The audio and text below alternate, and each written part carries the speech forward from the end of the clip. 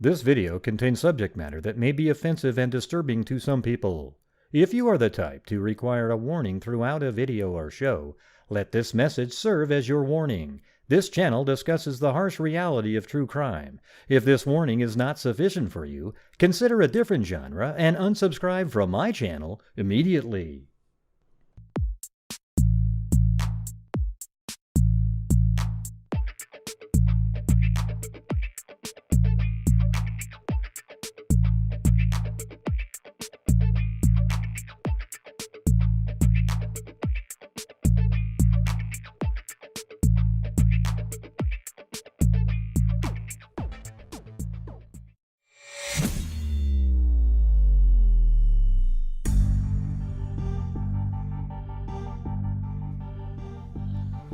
How's it going, everybody? Yeah. I finally got to meet Chris's kids. Came to the U.S. finally. Took us like 8 years. It's crazy. But I guess they should have just flown down to Mexico and walked in. I guess that would have worked better. It would have been quicker for them.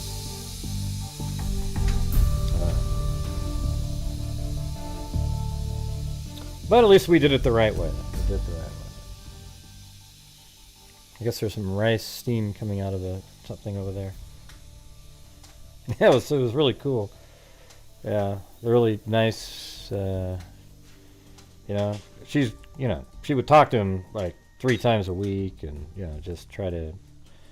We put him through school over there and all those kinds of things. But finally came over and.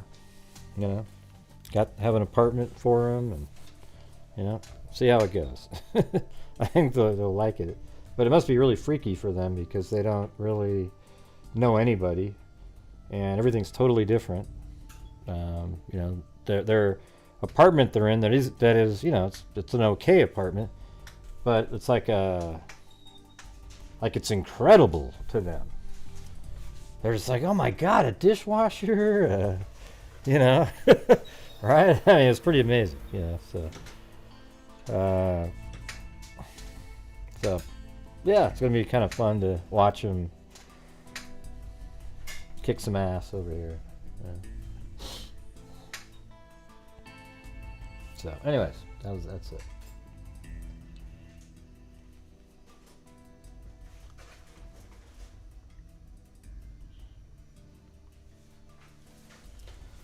So we might not get very many viewers in here tonight because there's not even a slight mention of Idaho or any of the really big cases that are going on. So it's a I don't know what you call it. It's just something I got to deal with, I guess. Yep.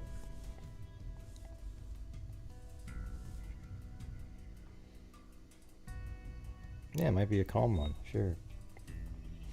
But this night, today's just like every other night. We've got 7 days left, 1 week till the end of the month, and that'll be the first month in the books. And hopefully, we get up to 6,000 or so for the first month. Last year it was only 3, and we still did 62 for the year. So if we get it 6 here.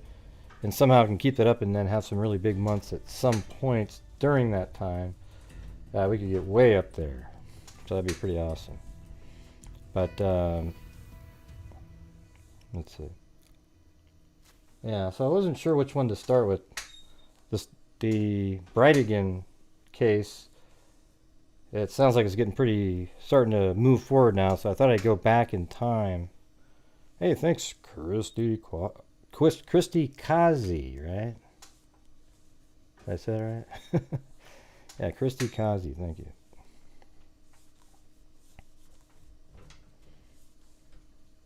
Yeah. Oh, they broke your WoW just wow. Jeez. Man, I wish I could send you another one.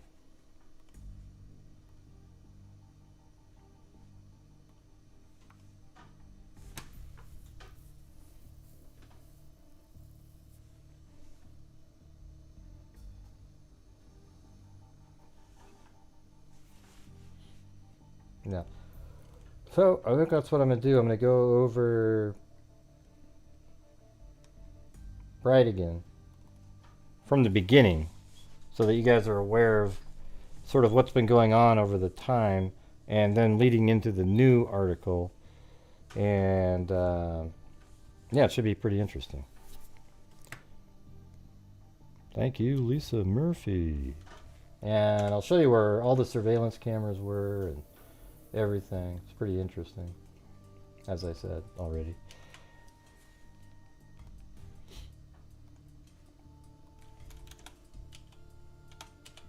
Thank you. Okay, see you later, Claire. I'm off. Bye. Nobody was sitting here going, hey, is Claire here?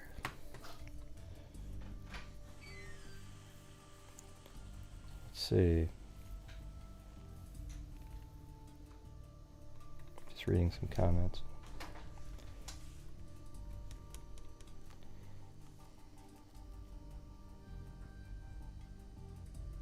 No, but it's there's in the store. There's mugs and all kinds of stuff.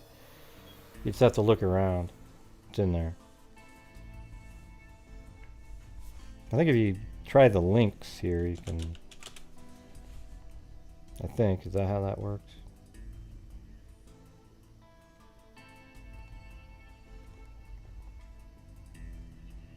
Thank you, KT Recovers.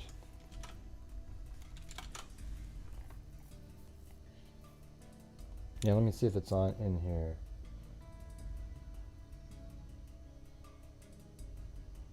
Oh. Main store, hoodie, sweatshirt, tees. Yeah, it's right there. The mugs, we are freaks, girl cut. So, like, go to that links thing there. That links tree thing that I just put up there. Try that one. If you scroll down in there, I mean, it has basically everything in there. It's pretty crazy.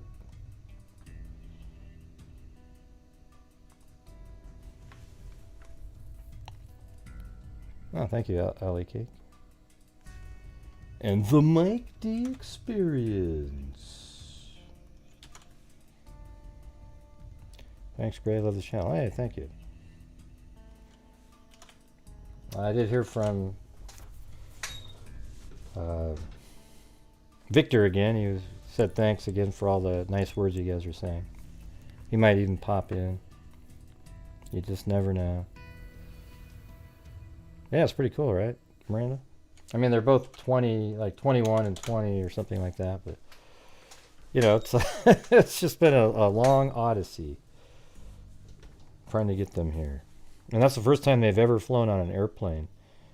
I mean, gosh, you know, you would hope it was a short little 1 hour trip or something. Instead, it's like 17 or whatever the hell it is. It's just ridiculous. And there was a lot of turbulence and shit. I mean, it was just not good, not good.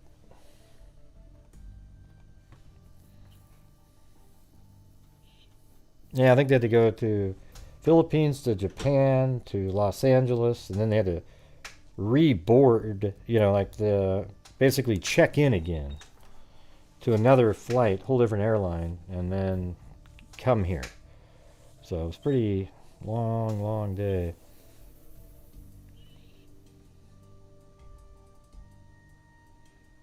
Yeah.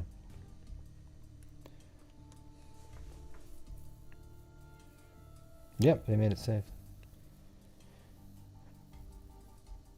Yeah, I've talked about it many times, William. But yeah. So, anyways, let me get to the information. I covered it many times back in the beginning.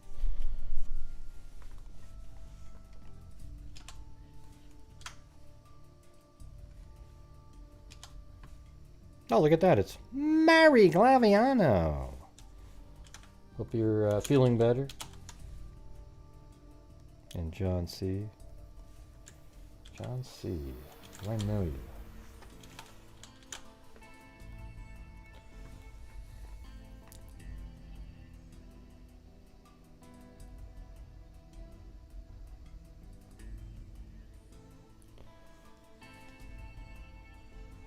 Okay, you guys ready? I've been ready, Gray. Did you hear how long Gray took to get going? It was 10 minutes into the show before he even started talking about the cases.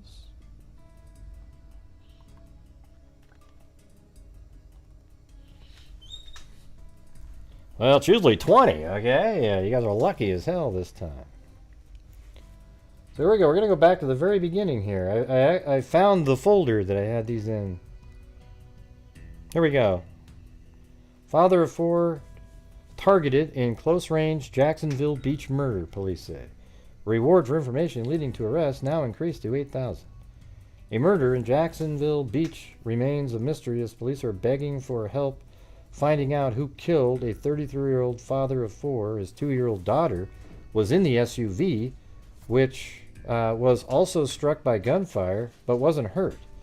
An $8,000 reward for information leading to an arrest in his death is now being offered, according to police.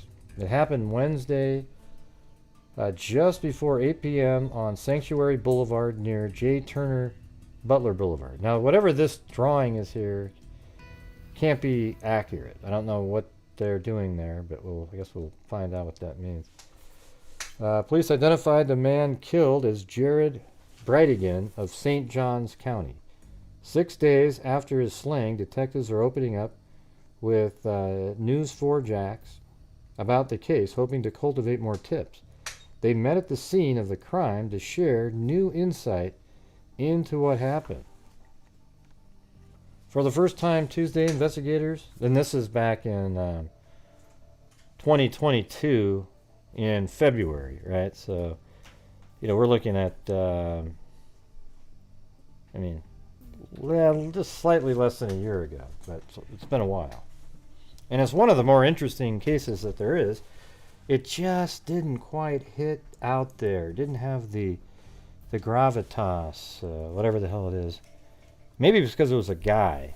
I wonder if it was the mom that was shot in the car in an ambush style, if it would have changed the calculus out there. Who knows? For the first time Tuesday, investigators said the shooting was targeted. Detective Sergeant David Young with the Jacksonville Beach Police Department said Bridegan was shot to death next to the driver door of his SUV, which was also struck by gunfire. The man's 2-year-old daughter was inside. He said it's a miracle she wasn't hurt. Anytime there's a child involved with a child could have hit, it gets to you.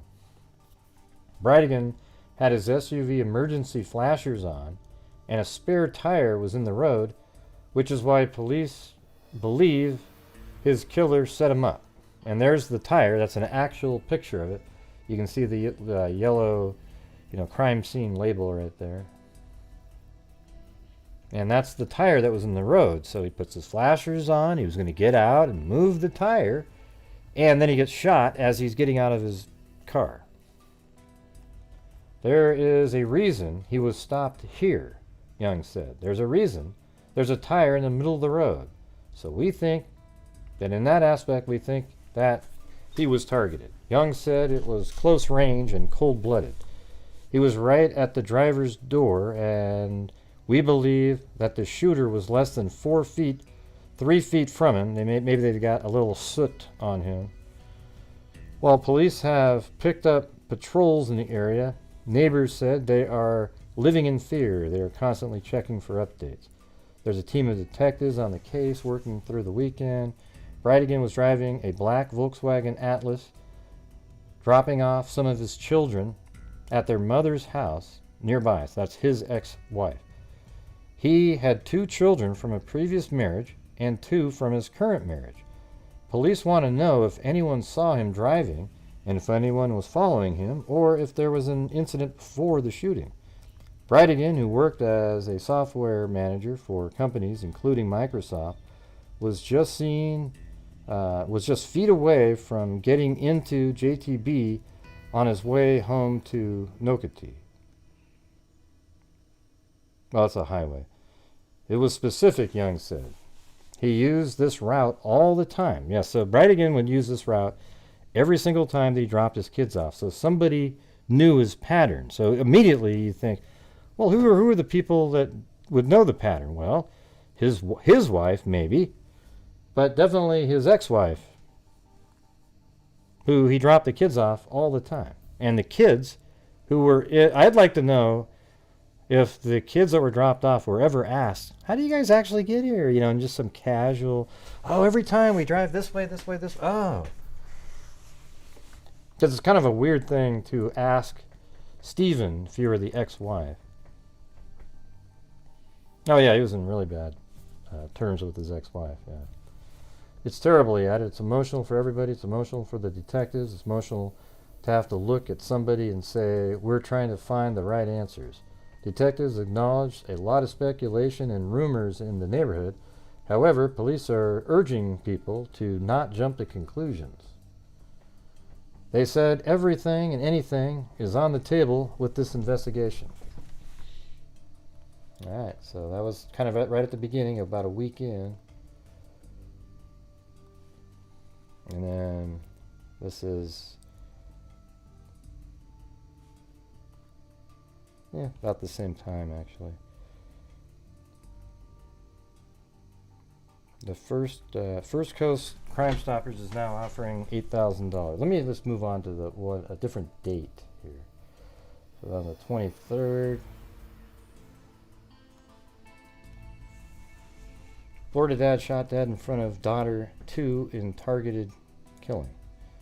The father of 4 was shot dead in front of his 2-year-old daughter in a quiet Jacksonville neighborhood last week, and Florida cops are calling the unsolved crime a targeted murder. Software engineer Jared Bridegan, 33, was found dead next to his SUV in the formerly quiet Lake Sanctuary neighborhood with his child still in the vehicle, according to a report. Officials said he had been shot multiple times at close range on February 16th. Yeah, so this is just 7 days later, this article here. Officials said he had been shot multiple times at close range on February 16th, and that it was a miracle the girl was not hit by gunfire. Bridegan's car had its emergency lights flashing when officers arrived, and there was a spare tire in the middle of the street. Detectives on the case said those circumstances suggest that Bridegan of St. Johns County may have been lured to his death in some way. Officials said Bridegan was driving a Volkswagen Atlas after having dropped off 2 of his children at their mother's house nearby.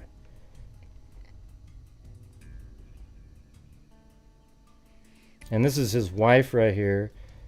These yeah, let's see. I'm not really sure who this is.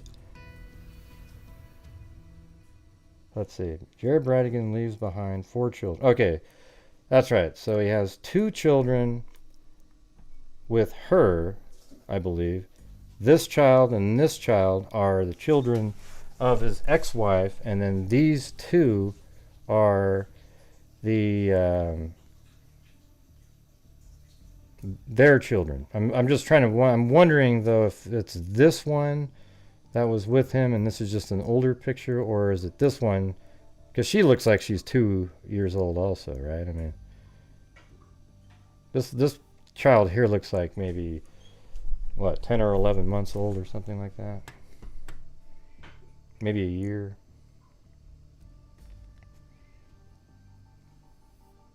Yeah, so I don't know which one of these children are, but this child and this one are from his ex, and these 2 are between them. That's his new wife right there. All right, so you got a general picture there. And the next day in the paper, People magazine, father of 4 killed in mysterious close-range shooting on side of Florida road. Jared Bridegan, 33, was shot multiple times around 8 p.m. on February 16th.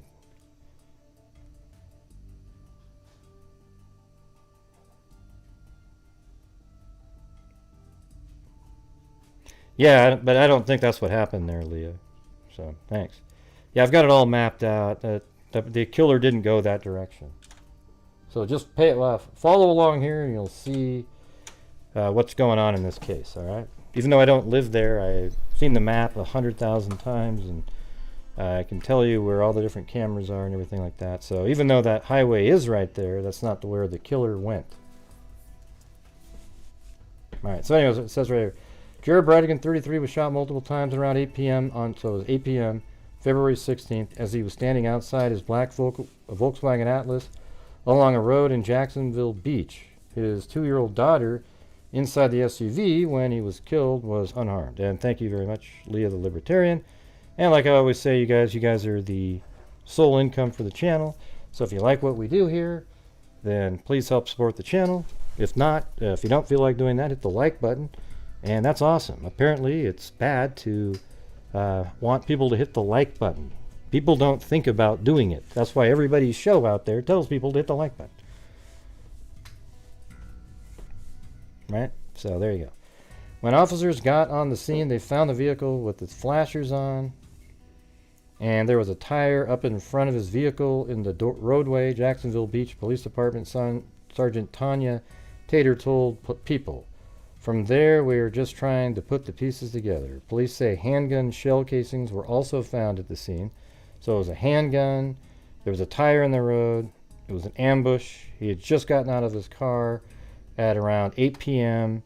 and the person, basically knew where he was going, knew that he was going to be driving by, and it's really interesting how it would have to have taken place. He felt it was targeted because the tire being in the road, forcing someone to stop, he said. Other than that, we can't speculate at this time. It could be for various different reasons. Mark Warski, who lives in the neighborhood, told Action News Jack that he didn't hear any argument or raised voices before the shooting. The station reported that Bridegan was shot at close range. I was really surprised because I didn't hear anything at all, he said. I didn't hear any arguments or raised voices. Basically, all I heard was the shots. So that means he didn't even see the guy. He got out of his car to move the tire, and then boom, boom, or maybe just boom. I don't know what the number of shots were, but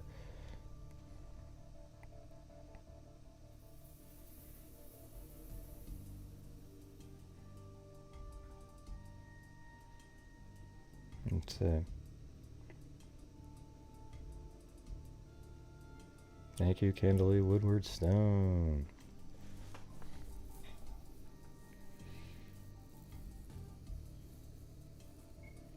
In the beach community, we have a lot of walkers and joggers, and we reached out to them. Bridegan is described in a GoFundMe page as amazing husband, father, brother, and son. He was full of life and loved spending time with his 4 kids and wife. There's an $8,000 reward. I don't know if we're going to need these numbers, but if you happen to need them, the police department number is 904-270-1661, and First Coast Crime Stoppers at 1-866-845-TIPS. All right.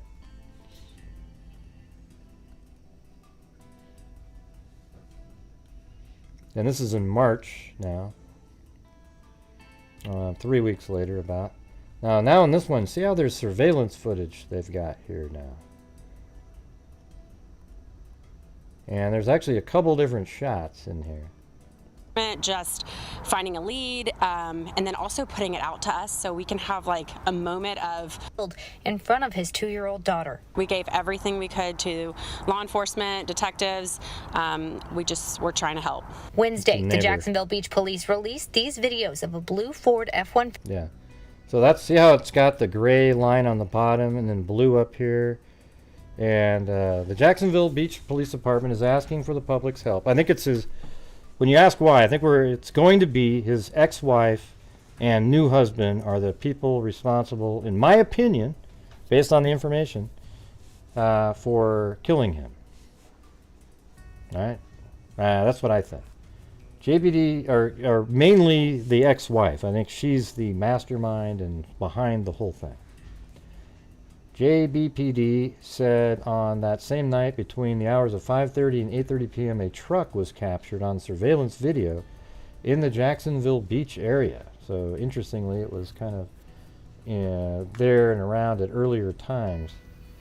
That truck, believed to be a dark-colored, light blue 2004-2008 Ford F-150 with 4 doors with running boards, brown trim, and silver toolbox.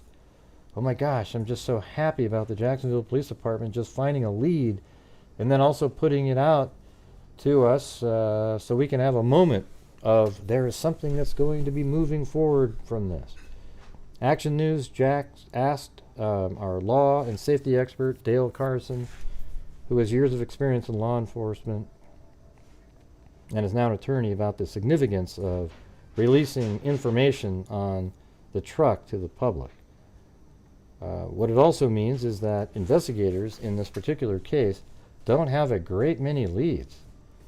Yeah, it's true. I mean, they're putting out this car that they believe is involved because it was driving around about the same time, a truck actually, pickup truck. Carson said information on the truck means the police could find its registration, a possible owner, and even a possible witness or a person of interest. Alright, so they finally... I have the video, so we'll get to that in a minute. I'm just going through the timeline here. Here's the video again. I guess what we could do is... I'll play it. So here we go. That's the truck. See how it's got that line on it? See that? Right there.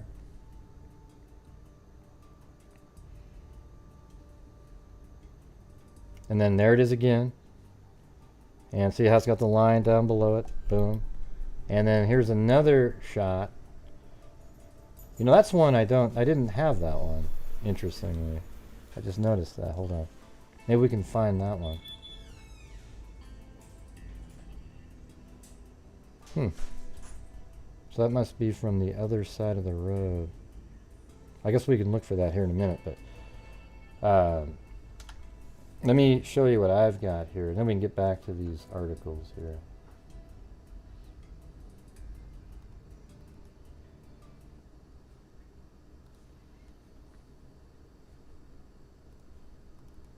Just a second.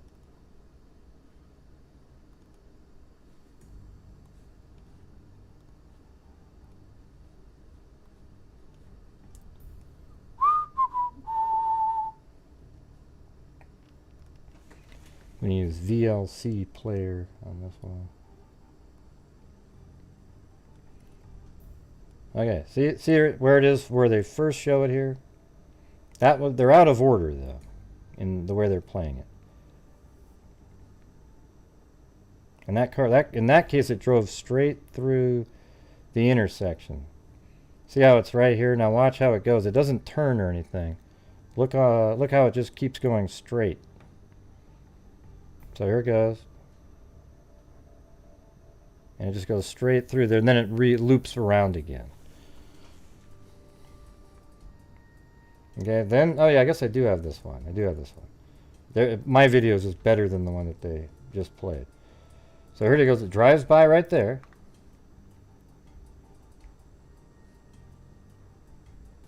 See that? And they believe this vehicle's involved. And then there's this one up here. See, there it is again, driving by that building. Okay, so what we're going to do now is go back in time here. I'll just hit the pause button. Okay. So I was able to, it took me a while, but I figured out where these shots were. Alright, so that first one that we're looking at is actually right here. So they're out of order, okay? That first one we're looking at is from the police department itself, if you can believe it. And see this little thing right here, whatever you want to call that? Watch. That's right here. And you can even see these different things, and you know, the camera is likely up inside of here filming out. Yeah, as a matter of fact, it's on the other side of this overhang. See that right there? That's probably this is this thing. And I mean, it's hard to tell exactly what that is, but this right here is definitely this. Okay, you see that? So then I'm going to move forward again.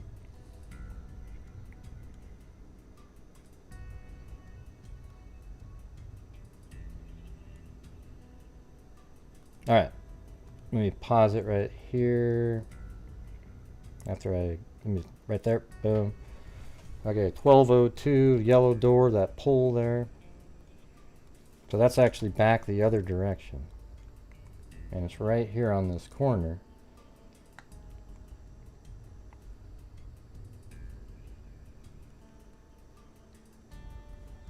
See? And as a matter of fact, there's the 1202. I believe there's the camera right there. There's two of them. And so the car was going this direction. Because in that shot that we were just looking at, it goes by like this. Unfortunately, there's no time on it, but I'm just showing you. See how it's driving by just like this in the video. See, there it goes. And there's the building behind it. See, there's the door halfway open over there. And there's the building. That's right over here. So that car's driving that direction. Then the other shot that we see is right here. So if I go down to this area and move this forward, right here, and now let's go back. See that wall there, and see right there that little angled part of the seal. This is just a tree blocking the look, but you can see there's a roof right there, and then on the corner there another part of a building, and that's it right there. And there's that wall. And if you turn around right here, there's the camera. Okay, so that's the camera that filmed that car there. So what we have here then is surveillance of the car driving by there, here, and then right by the police department. But guess what's crazy, everybody? His ex-wife lives right here. I mean, look at this. Really? And where else are you going at this point? You know, right here, he didn't take a right here. Okay, so we see him go through this intersection and go straight through there. Okay, so it goes straight through that intersection. So where are you going after that? The only way to go there is to take a right here, but you would have taken a right there to get out there. So you would have taken a right there, and then after that, the only way to go is left. And guess where you drive? Right by Shannon Lee Gardner Fernandez's home. Thank you, the Mike D Experience. Got another one of those slow ones tonight, but hey, I guess you just can't keep up the magic all month long. Thank you so much.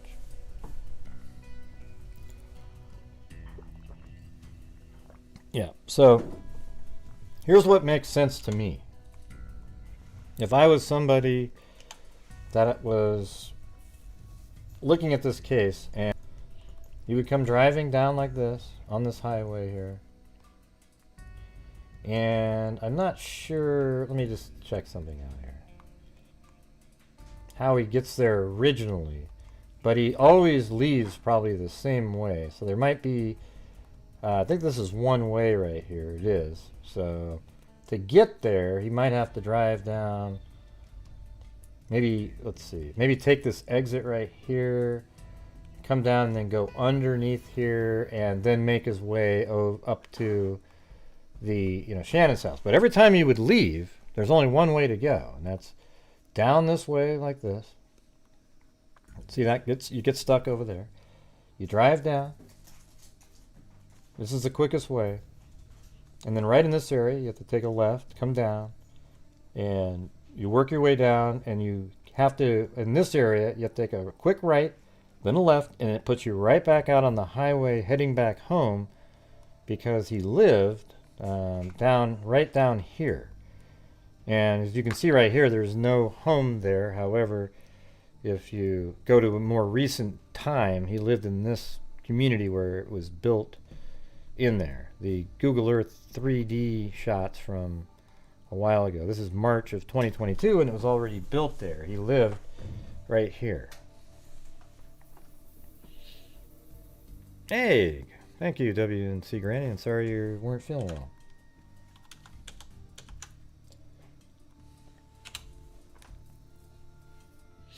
Okay, so that's where he was going to go. Maybe I'll make an animation on this one, because this one is interesting as hell. Okay. Here's what I think what happened here. I think that my theory is that the ex-wife and him, they had incredibly bitter, we'll read through some of that, disputes and just over and over again about the kids and just a nightmare. Then after he got there, whoever, let's say she, let somebody else know, okay, here he's coming. Now I think there has to be two people involved. And so they know he's going to be coming out right here. The only issue you would have is, would you put the tire out too soon? You don't want to put the tire out too soon, right? You have to know that the next car coming is going to be Stephen Bridegan, right? Does that make sense to you guys? Why would you if you put the tire out too soon and there's other cars driving around at 8 o'clock at night, well, then it's just sort of like, oh, well, that person's going to stop and you're not going to kill them. And so I think it's very possible that there was somebody right here, maybe just walking, standing around in this area and said, okay, here he comes, right? Because he has to take a right here. Now, the killer, when you go north-south again, the killer, however, was parked right in this little cul-de-sac, basically exactly where that car is, right here. Right there. And that fence isn't there. So if you go down here, that's not there. Look, this is from 2019 right here. And that other shot was from before that. So there's no fence there. There is one right there. But you would just park right here in the cul-de-sac and then run across, because the place where the tire was left is just right in there. So you call down, okay, here he comes. And he's going to be the next car, because that's the only car that just drove by, runs across, places a tire in the road, then hides behind a tree maybe.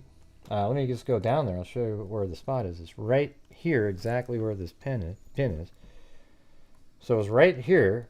And so the killer could have been, maybe there wasn't the water there, because this is more like from rain, or it was just hiding right here in the bushes. And the driver's side would be on the right-hand side. So the person could have just been like this tree right here, for example. What a perfect place to just hide behind, 8 o'clock at night, wear dark clothing, put a tire in the ground. Bridegan pulls over to get the tire out of the road with his flashing lights on at 8 o'clock. Then the killer steps out from behind that tree, shoots him, just execution style right there, then runs over to their vehicle over here that was parked just in this little cul-de-sac, and then drives. Now, I don't know if anybody had cameras or anything like that, so if there's cameras that exclude that, then great. But there's no way out of there. Okay, this is one way. This road right here is one way. It doesn't go... so if the killer left, he'd be driving this direction, and it doesn't make any sense, because he's on camera, that truck up here. So that's why I think he was right here on this cul-de-sac, drove up like this, and then took a right on this street right there, then came right back in up here, drove up north, then right up in this area, took a left, drove by that camera, that camera, that camera, and then eventually made it back home right there. Whether or not one of them owns that truck or not, we don't know.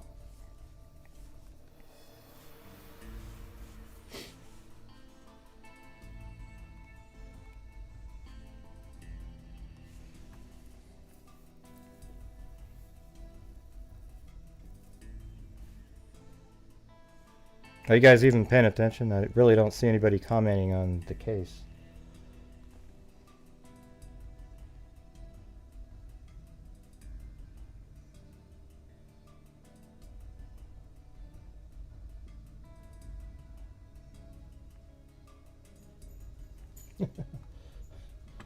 I was just reading an email from Dennis here. Okay.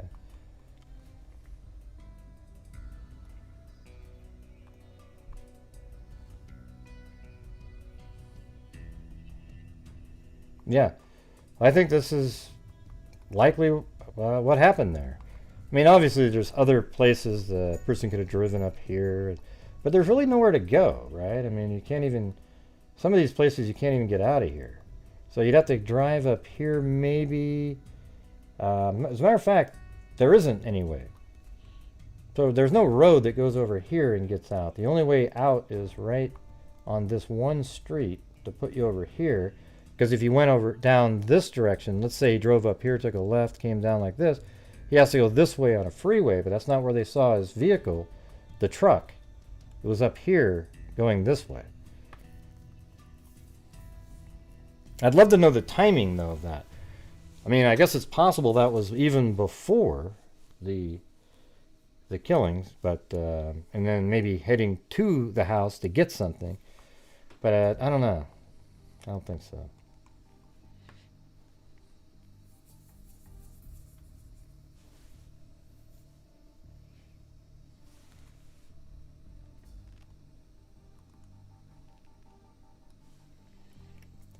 So his kids deserve to know. Widow of father of 4 killed in Jacksonville Beach pleads for answers.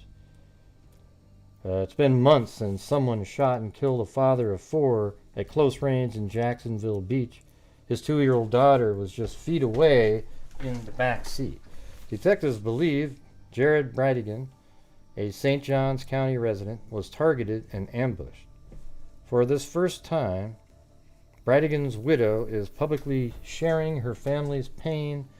As detectives search for the killer, she hopes it will convince someone to come forward with information about her husband's murder. Hey, thanks, Kami. If you don't care about our family, someone is out there that did this, said teary-eyed Kirsten Bridegan. They didn't care that there was a child in the car. They didn't care that he was a great guy. They just shot him. Everyone should care about that. She shared pictures and videos with News 4 Jax, describing her husband as a family man who built his life around 4 children. He leaves behind twins, Abby and Liam, 9 from a previous marriage.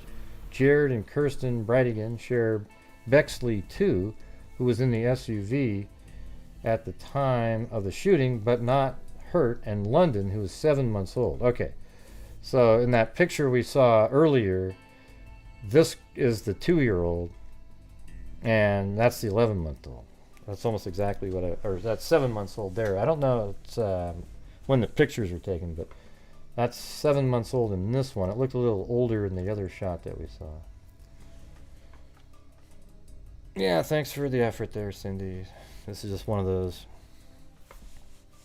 maybe wave maybe.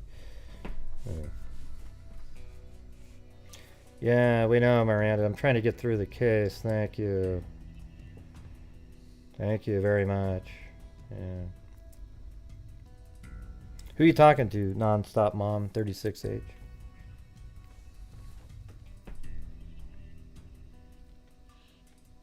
What does that mean?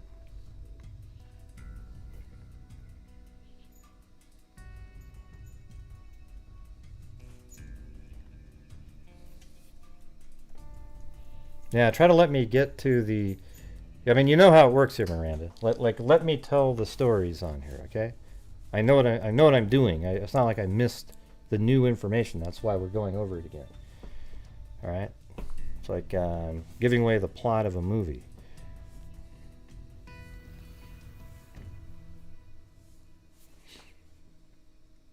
So hold on. Hey, Nonstop Mom, what did you mean by that?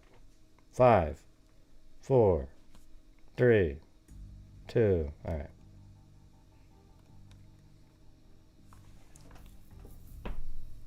Yeah, that's just I'm just going to get rid of that person. Anybody that would do that on a channel is not somebody I want around. All right, so anyways, the minute you met him, you just fell in love with the kind of guy he was, Kirsten Bridegan said. He honestly was the best dad. Whenever I needed a break, he would scoop up the kids, take them outside, and gave me a minute to catch my breath. The world stopped on the night of February 16th. Jared Bridegan had just dropped off his older 2 children at their mother's house in Jacksonville Beach when he stopped on a wooded stretch of Sanctuary Way near J. Turner Butler Boulevard on his way home. Police believe he was trying to move a tire that was in the road. I think it was obviously there intentionally. Detectives believe that the tire, you can't say it was set up. I mean, it's like, you can't say I don't mean what I just said. I didn't mean set up.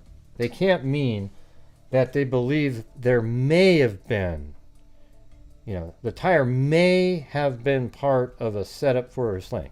No, it is, okay? It isn't something that may have been anything. It's not tunnel vision to say that, because let me ask you, what are the odds that a killer's just standing around and there happened to be a tire in the road and somebody had to stop and then the killer, I'm going to start shooting somebody. Yeah, it doesn't work that way.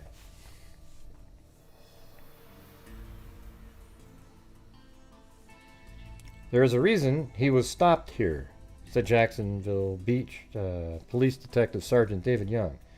There's a reason there's a tire in the middle of the road.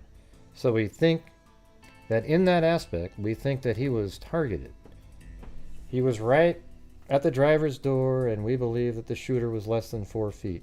Yeah. Okay, so these are kind of a little bit repetitive there, so let me get to the next one.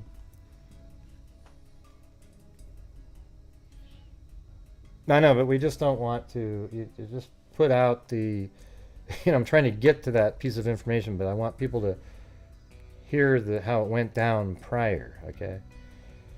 Jared Bridegan, 33, was ambushed and murdered on February 16th. The reward for information leading to an arrest is up to $18,000. Since the shooting, police have asked the public to keep an eye out for a specific Ford F-150. Police speculate the year model is between 2004 and 2008, and the vehicle is blue with a toolbox in the back. Investigators said the truck could have something to do with their case. Yeah, I wonder if they think that because of where it drove or just the timing of it. One of the only cars or vehicles driving around on specific areas. Maybe they have another shot of it. Hey, thanks, Tawny Lee.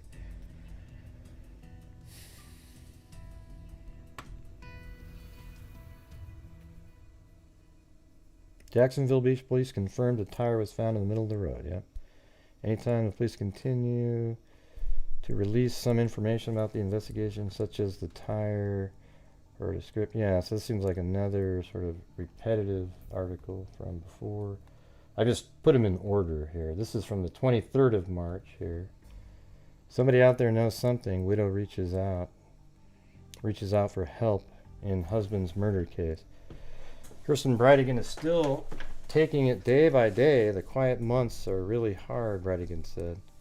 It's been 5 weeks since her husband, Jared, was shot and killed on the side of the road in Jacksonville Beach.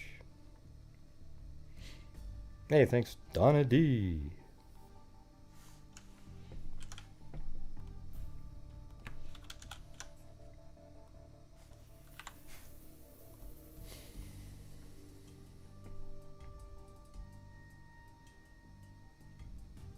It's been 5 weeks since her husband Jared was shot and killed on the side of the road. In one violent moment, Kirsten lost her fun-loving husband, and his four kids lost their father. He truly was the best dad. He always taught of how can I make memories with kids, Bridegan said. Kirsten remembers the Wednesday night Jared stopped answering his phone until a police officer called. All she was told was to come out to the station and that her daughter was okay. I knew he wasn't okay. I just had a feeling that something was not right. That's when she learned someone shot Jared multiple times with their 2-year-old daughter in the back seat. It was a mix of relief that she was okay and just anger that someone would do that, especially in front of my child that could have been hurt, Bridegan said. Action News Jack's Gretchen Kernbach asked Bridegan if she had any idea who could have done this and why. I'm trusting that the police will find what they need to give us those answers. While she's leaning on the police, she's also leaning on the community. Jack's Beach businesses are showing their support. You can find flyers. Let's see, what does it say down here? They're still looking for the vehicle. I don't think at this point that the detectives are looking at road rage. Of course not. Police have come forward. People have come forward. They have given us good tips. Kirsten has been handing out flyers. And let's see.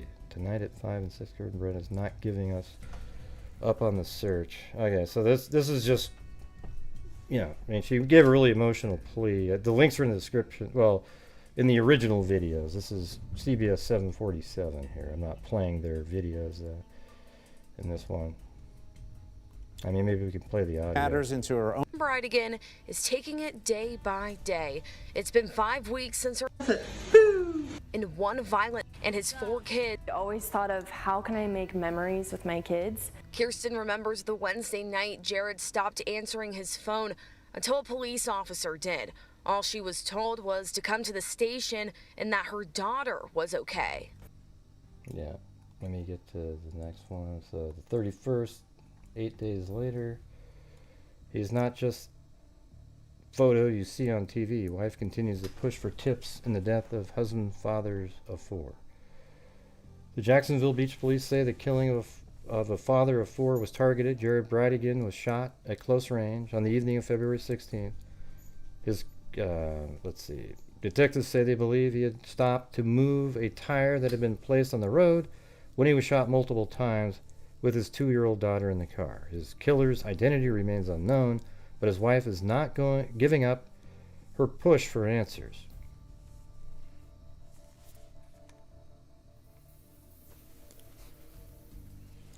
Let's see. A Ford F-150 with tan or brown running board, likely a 2004 to 2008 model, with a silver toolbox in the back, is the truck Jacksonville Beach police want to find. I do believe there is that one person out there that does know what happened, and we just want them to come forward so this investigation can move forward and we can find out who did it. And there they are again. This is the kid that was in the car with him.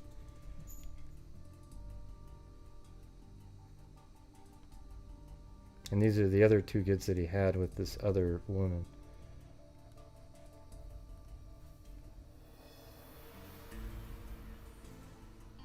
Vigil plan to honor murdered Jacksonville Beach father of 4. So the weird part about it, I think this vigil, the ex-wife wouldn't let the 2 children that they shared together go to it, if I remember right. The family of Jared Bridegan, the father of 4, who was gunned down in Jacksonville Beach back in February, is hosting a vigil in his honor. Jared Bridegan was killed in the Sanctuary neighborhood in Jacksonville Beach on February 16th. Detectives say they believe he had stopped to move a tire that had been placed in the road when he was shot multiple times. His killer identity remains unknown, but his wife Kirsten is not giving up her push yet. Join us in 2 weeks for a candlelight vigil in honor of Jared Bridegan, she said on Facebook. We will share his history. We will share our faith. We will pray for answers and peace to come. Please help spread the word to our family, friends, neighbors, churches, and the rest of the community. Thank you, Nikki Zubs.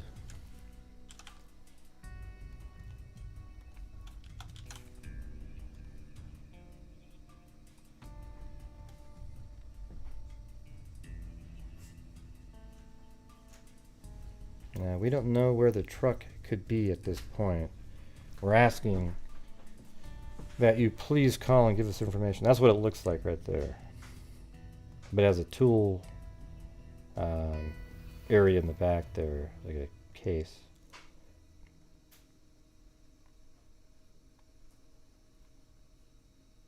Oh, that's right now. Okay.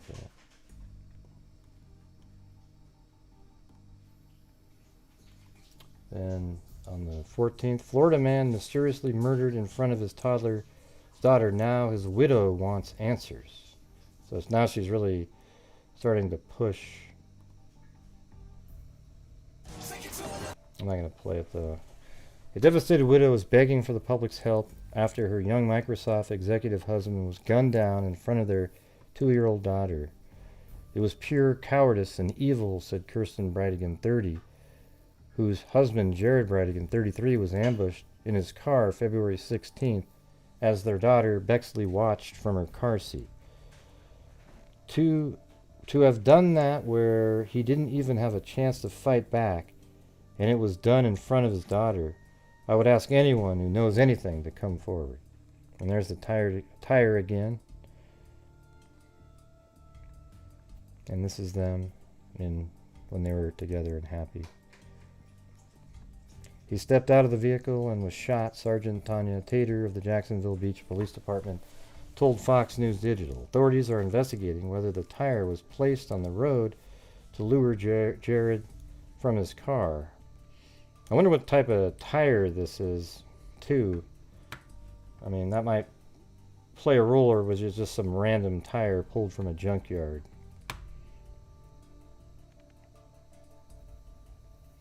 Kirsten was home with their 7-month-old London and grew alarmed when Jared hadn't returned. He wasn't answering my texts or my calls. I was thinking maybe he got in a car accident. I got a gut feeling something wasn't right. She hopped in a car with her mom to search for Jared.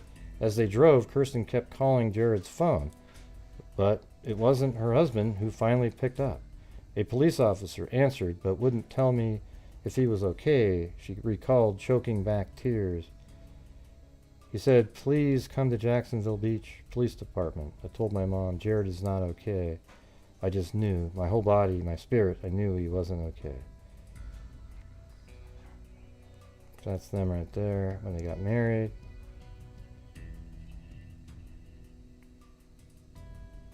I'm not going to go through the whole article there.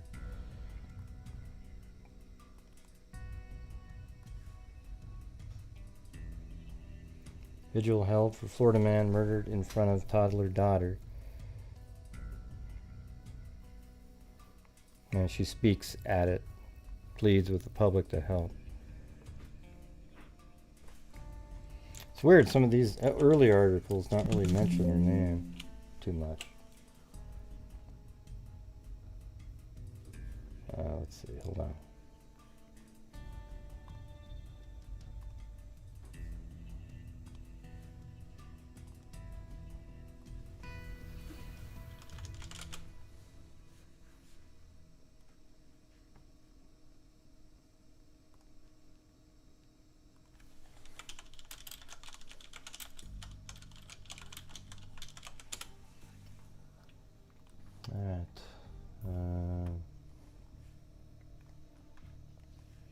I want to look up her name.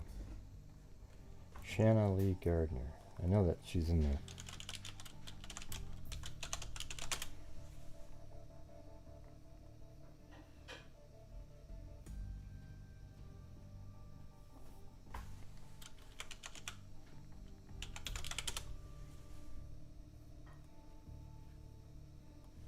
Okay, maybe it's in this one.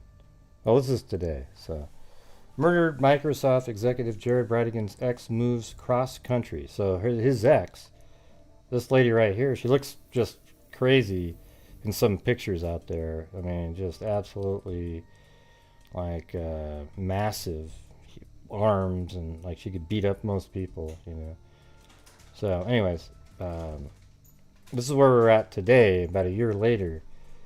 An arrest is expected any day in the shocking murder of Microsoft executive Jared Bridegan, as it emerged that his ex-wife, who remains a suspect, had moved 2,800 miles across the country. Isn't that what they all do? According to reports, police sources confirmed to Fox News Digital that an arrest is likely as soon as Wednesday, nearly a year after the father of 4 was ambushed and repeatedly shot in front of his then 2-year-old daughter Bexley in Florida. Another source told the outlet that Bridegan's ex-wife, Shanna Gardner Fernandez, and her second husband, Mario Fernandez, remain suspects in the mysterious killing. See, there you go. Gardner Fernandez, 35, and Bridegan, 33, divorced in 2016, reportedly after she had an affair, sparking angry years-long accusations from both in court filings that continued until his death. The Microsoft executive was murdered after dropping off 10-year-old twins he shared with his ex at then Florida home on February 16th. On the way home, he stopped to pick up a tire left in the middle of the road and was shot multiple times. Detectives believe... Hey, thanks, Zozo. Yeah, we're going to need to have a wave here pretty soon. I know we're not talking about the big cases, but they're all just as important. And I would appreciate the support on the channel, even when we're not covering the big cases. Yeah. Detectives believe the tire was planted in the road.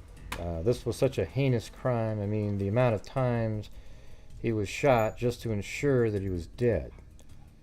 I don't know how many times he was shot, but wow. Sources confirmed to Fox News Digital that his ex remained a suspect. The outlet revealed that Gardner Fernandez has quietly uprooted her 10-year-old twins with Jared and relocated west to Richland, Washington. Her second husband, Fernandez, also allegedly a suspect, did not make the 2,800-mile cross-country trip with them, the report said. Weird. I wonder, that's kind of odd. What do you think that means?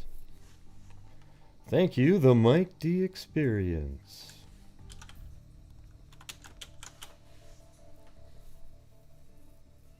Yeah, but it's strange though, Gummo, when you cover these ones, how the difference, and you guys see it. I mean, I mention it every single time. It's just is what it is, you know. If you cover the big ones, it's like, oh yay, everybody's really excited, and you cover these, and it's one of these. Thank you, Traveling Teresa Gummo.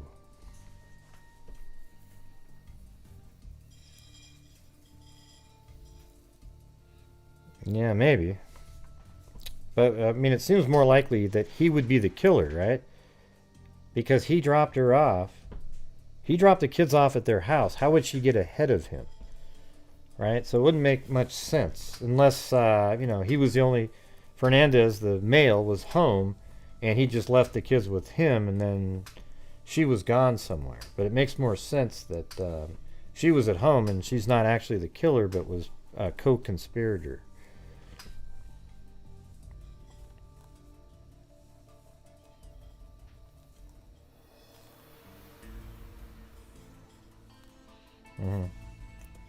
Hey, thank you so much, Annie T.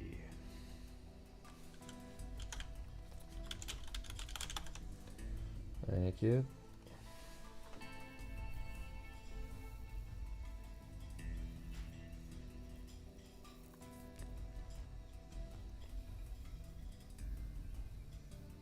Yeah.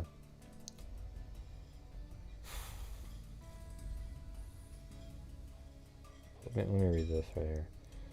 Her second husband, Fernandez, also allegedly a suspect, did not make the 2,800-mile cross-country trip with them. When asked Monday to comment on the significant development of the case, Gardner Fernandez told the outlet, "No, I'm sorry." Minutes later, she was spotted in her white Tesla in a grocery store parking lot speaking on her cell phone. After the murder, the couple retained high-powered criminal defense lawyer Henry Cox III, who declined to comment Monday. However, the move devastated the slain executive's extended family, including his second wife, Kirsten Bridegan, and their kids. "Honestly, I was shocked," Bridegan said Monday of the long-distance move. "It's been an added loss. On top of losing Jared, my children have lost their siblings. I've lost my stepkids. I have tried for months and months to make contact and have gotten nowhere." Yeah, she won't allow any of the kids to communicate with their half-siblings. Yeah, probably doesn't want somebody to accidentally say something. Hey, thanks Linda Howell, as in Linda Molden Howe of the Cattle Mutilations and Crop Circles. And also Moofies and Jessica Schubach. Thank you very much.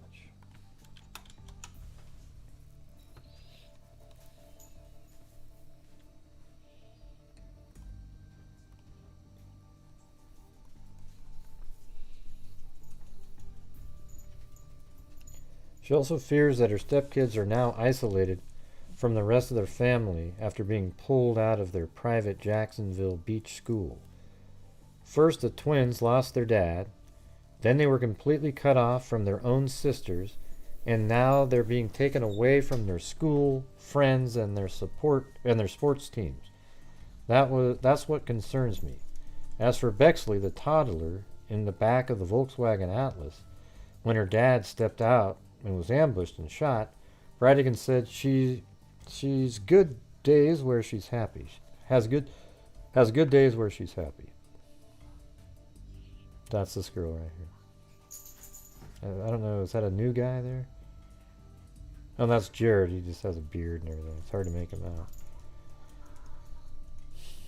out. Gardner Fernandez moved the twins to a 6-bedroom, 4-bathroom house in Tri-Cities area of Southwest Washington.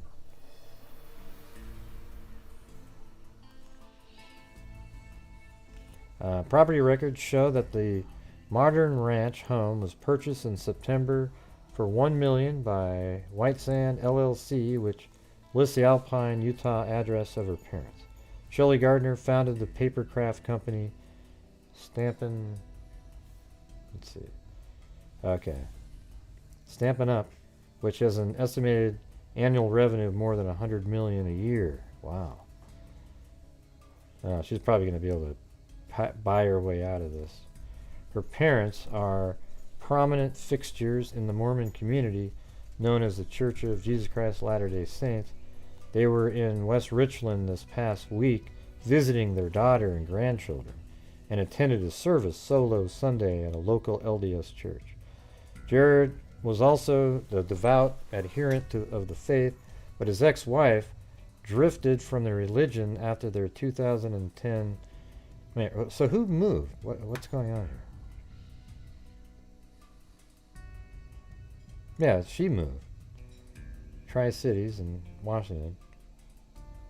So, hold on. I thought it was Shanna Lee Gardner. But they have Shelley Gardner.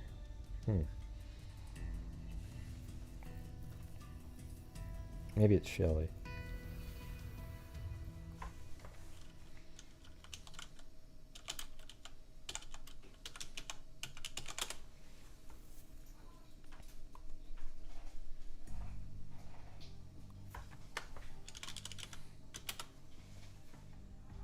Yeah, how come I have it Shanna Lee Gardner? It's not Shelley. I'm not sure where they're getting that from.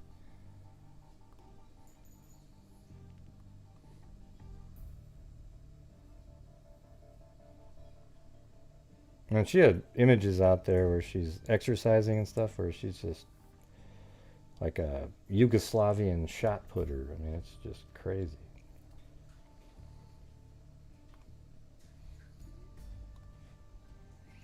Yeah, they have Shelley here. I don't know if that's a nickname or something, but it should be Shanna.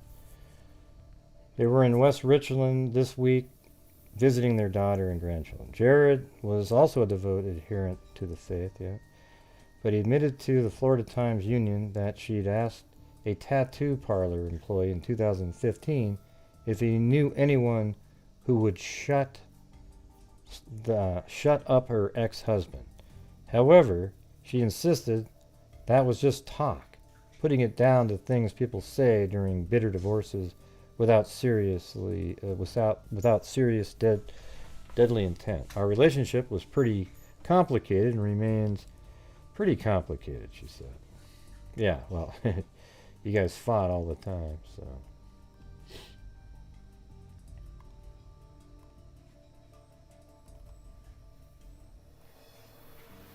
Major break in Jared Bridegan murder mystery after ex-wife moves cross country. The ex-wife of slain Microsoft executive Jared Bridegan has moved 2,800 miles to the Pacific Northwest. That's sort of, that's closer to me than Idaho is, the Idaho 4 case. Nearly 1 year after the father of 4 was executed in front of his toddler Bexley in North Florida, Shanna Gardner, see that they have Shanna, not Shelley, quietly uprooted her 10-year-old twins she shared with Bridegan and relocated to West Richland, Washington. When asked Monday to comment on the significant development in the case, she responded, "No, I'm sorry." Minutes later, she was spotted in her white Tesla in a grocery store parking lot, speaking on her cell phone. Bridegan's second wife, Kristen Bridegan, with whom she shares three-year-old Bexley and one-year-old London, said she was stunned Gardner Fernandez had moved so far away.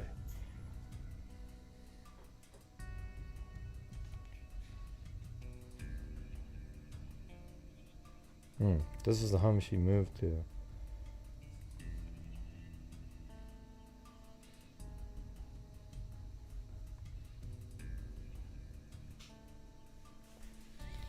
The Jacksonville Beach Police Department and the State Attorney's Office for the 4th Judicial Circuit issued an advisory Tuesday saying they would announce a significant development in the case at a joint press conference at noon Wednesday. Do you think it's maybe they've already arrested Fernandez, the guy, the husband, and that's why he didn't move, but she moved. Maybe she was scared that there'd be reprisals from the family of Fernandez who know that she's the one that put him up to doing what he did. What about something like that? Because if there's a significant announcement tomorrow, development, that means an arrest has likely been made, don't you think? It's not like, oh, let's let her move there and then we're going to go do an arrest. So when people say that he didn't move with her, well, that's because he got arrested, and maybe he'll cut a deal by telling the truth and how he was put up to doing it, and then her $1 million attorney will be able to get her off on that. That's what it sounds like. So let me go over the part again for people who got here later. If you got here late, let's see, I do have some pictures here. This is the husband, the ex-wife's husband, Fernandez, right there. This is the place in the road. That guy looks like the guy on Jack Ryan. Anyways, yeah, right here in the road, they blocked the road so cars couldn't come by. And this is where the car was, and that's exactly, you go right here.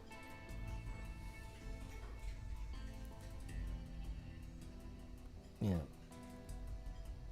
See? It's a different angle there, but there's the end of it.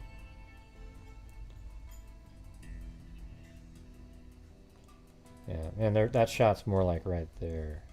There you go. So that one lone tree there. And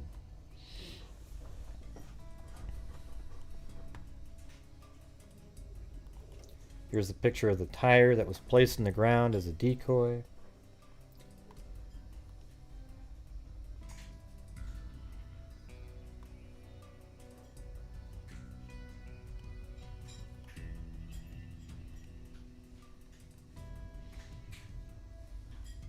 Okay, so let me just go through my theory again, because I think this was all set up and planned by his ex-wife or somebody associated with her ex-wife, but she definitely, I think, my opinion is, I can't, allegedly, to coin a phrase from Chasing Truth, that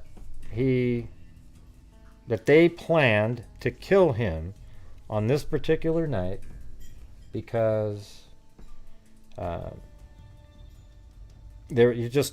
the issues that were going on. I think she hated him. I think Shanna Lee Gardner Fernandez absolutely hated her ex-husband. I mean, to me, there's no doubt about it. I mean, just absolutely hated him and wanted to kill him. Didn't want to share the kids, didn't want anything to do with him. And, she might have even had to pay child support because she made so much more money than he did. I mean, who the hell knows? Maybe it's a weird reversal of what we normally get. So, Stephen Bridegan drives with his 2-year-old daughter and his 2 children that he had with his with his ex-wife, who lives right here, named Shanna Lee Gardner. So he had 2 kids with her, and then drove them there that night to drop them off, because they shared custody somehow. So he drives over here and drops them off. How he got there, I don't know. He probably, like I was showing you earlier, drove down the highway like this, and maybe, well, actually right there, and then right here you can go underneath that highway, drive up like this, go around and go to Shanna Lee Gardner's house, drops off the 2 kids, but would always leave the same way every single time. Drive right down this road. It's really the only way to go. You drive like this down here to this neighborhood, and you come down right there, and then you take a little right there, and then you can get right back out on the freeway that heads down to where he lives. So probably this highway right there, curves around, comes down like this, and then back into the neighborhood. I don't know exactly how it works over there. Maybe drive underneath there, and then maybe turn in right there. I don't really know exactly. Yeah, it looks like maybe you can take that turn there and drive around and get into this neighborhood. And that neighborhood looks like that. There's homes all over the place. Thanks, Reviewed Popcorn. And thanks, Zozo, up there, if I forgot to thank you or not. I don't think so, but... Okay, so he dropped his 2 older kids off that he had with Shanna Lee Gardner, his ex-wife, at the house. Then I think there's 2 people involved here. One's a lookout. It kind of reminds me a little bit of the officer in the Bardstown. Similar situation with the tree, an ambush, and there'd have to be another person looking out so that you didn't throw the tree on the ground. Yeah, Jason Ellis. Like you didn't throw it on the ground too early and somebody else would stop. Thanks, Eugenie. Eugenie, not Corvalli, but Eugenie. And thanks again, Reviewed Popcorn.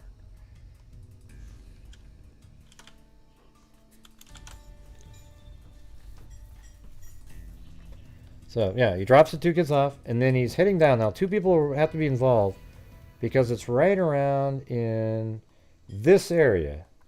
This is where you'd have to... You don't want to put the tire out 2 minutes before he gets there, right? Because if you do that, another car would stop, and you wouldn't be able to do what you wanted to do. So, I believe, this is just my opinion here, but I think it makes sense. And, obviously the person would be driving down. Bridegan would have been driving down this road right there because this road is just back here. You can only get there by coming down this way and going up that way if you wanted to. Okay, so he came down this direction. He's driving.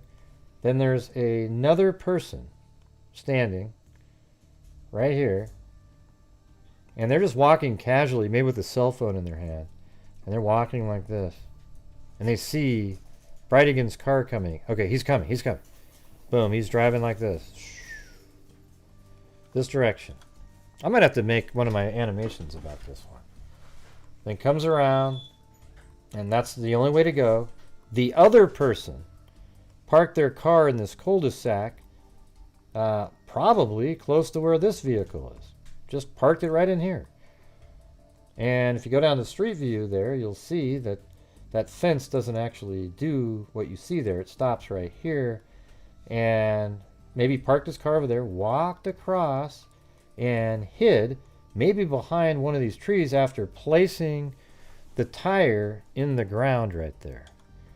On the ground. So picture it like this.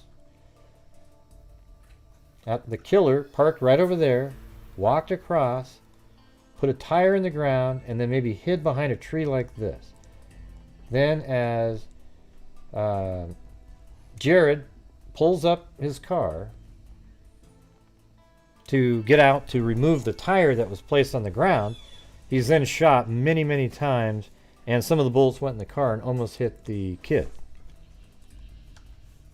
Then the killer, after shooting him, just merely runs across to where the car was in this cul-de-sac here, heads out this direction, takes a right there, comes down here, and heads north.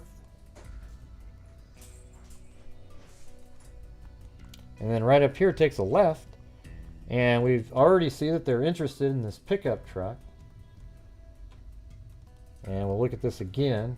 The order is different than how they played it on here. So let me, let's see. I think the first one is actually this one. Watch that. You see the little truck there with the blue truck with the gray trim. Then the second shot is, let's see, I think this one. And you can see this big tree there and the building in the background with the wall. And then the last shot is this one right here, where it drives right by the police station. And that's the truck right here. And then it goes through the intersection straight. All right. So now that you know that, I'll show the people that just came watching later that here's the first shot. So this is the first one. So in that surveillance footage, they're looking for the pickup truck. 1202 right there. And there it is, 1202. There's the red pole, the building across the street, and the truck drives by right there.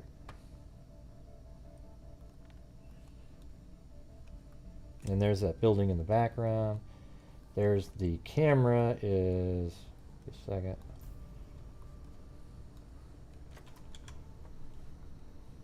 Go down the street view here.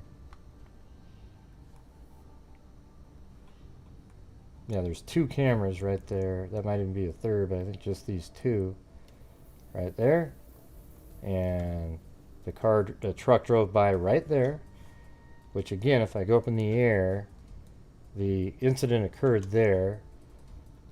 They're driving by right there, okay? Then we got the second camera shot, which is right here. They're looking for this truck, and now you see in the background the wall, this building, and also there's this crazy looking tree right here, and there's the camera right there that shoots through the tree, and the truck drives by, and you see that wall right there. And that image is, I think it might be at the end, yeah, right there. There's the crazy tree, there's the wall, there's that upper part, and this is exactly the angle that camera is at, and these are people walking around, and here's this pickup truck driving by, okay? So you got that, and then it continues down this direction. Just feet later, it passes the City of Jacksonville Beach Police Department. And I don't remember seeing that before, but it looks like there's a whole ceremony going on out there on the street view here. Didn't even notice that before. Maybe because I was looking at it from this one. And you can see this place right here is, or that structure is right there. See that? And the camera is at the police department there, filming from somewhere over here. Looks like likely maybe even a camera. Let me see if I can get in there. How about right there? Is that gonna?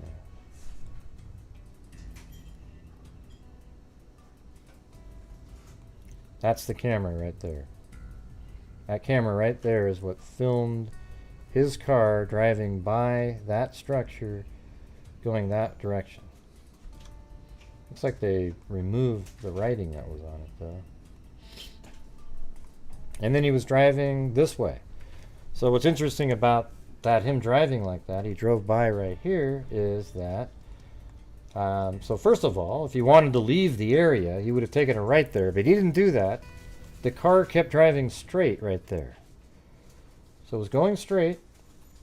And then, where are you going to go? There's only a couple places to go. What are you doing over here if you're going straight now? You didn't go this way, which takes you to a whole different area. You didn't go this way, which puts you on a couple main streets over here. You can go somewhere else. It went this way. It went straight through the intersection. So it did that, and then where are you going from here? You go this way, and there's nothing over here. You go this way, it puts you back out on that road again, but why wouldn't you have just done this one? So you didn't go this way, and so you likely turned left right there. Well, guess what? This is where Shanna Lee Gardner lives, right here, almost exactly where this car likely would have gone. I think that's pretty compelling. It doesn't mean that car absolutely went there, but I mean, look how big this whole area is, and yet they have this truck right in that area. And you're welcome, law enforcement. Did you hear Gray? Wow, he's so arrogant. They don't give a damn what Gray said. Yeah, I'm just joking around, you idiots. Let's see. I lived there and never heard of it. Wow. Yeah, I think that's got to be, I mean, it might turn out that the pickup truck isn't related, but man, I mean, they seem really interested in it, and it sure seems like it, doesn't it? And if you're out there and you're not a channel member, maybe consider becoming a channel member. This is one of the few channels that actually thinks through things with a critical, analytical mind instead of just willy-nilly bullshit. Okay? Like you did, Gray, in the Idaho case. You thought maybe the boyfriend had something to do with it. Yeah, I did.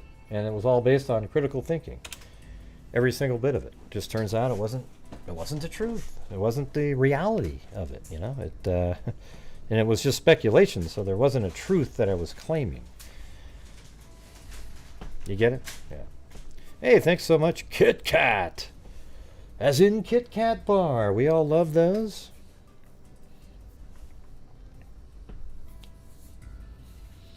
I hope an arrest is imminent indeed. This one has bugged me from time to time. Yeah. Yeah, this one's really interesting though, isn't it? There's a lot of stuff going on here. I'm sure the police have it just absolutely dialed in. Can't wait. This is what I can't wait, you guys. When there's an arrest here and we get to have the arrest warrant and probable cause document. Oh man. Holy crap, man. How interesting is that going to be? That's when all these other YouTubers will go, I've always been interested in this.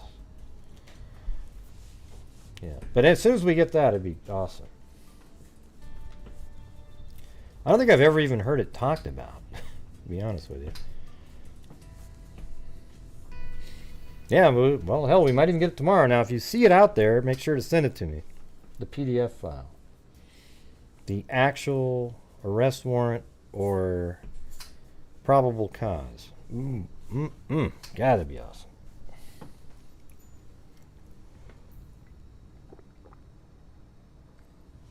That just happened, I think, 2022, actually. Feels like it was longer ago, but it was about a year ago.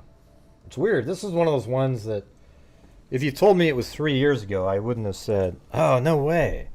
I'd go, yeah, maybe. Yeah. But it's not even a year ago.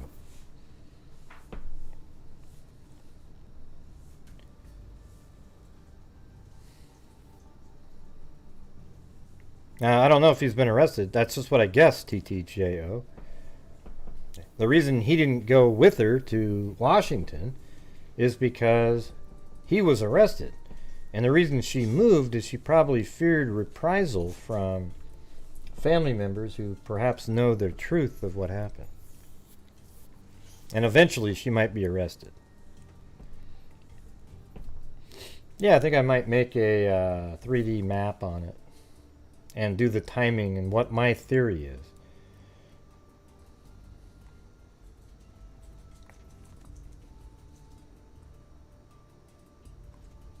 Yeah, definitely. Remember how the car was in the area from like 5 something as well, as it was mentioned? So it was probably waiting around. Is he coming yet? Is he coming? And finally got in position.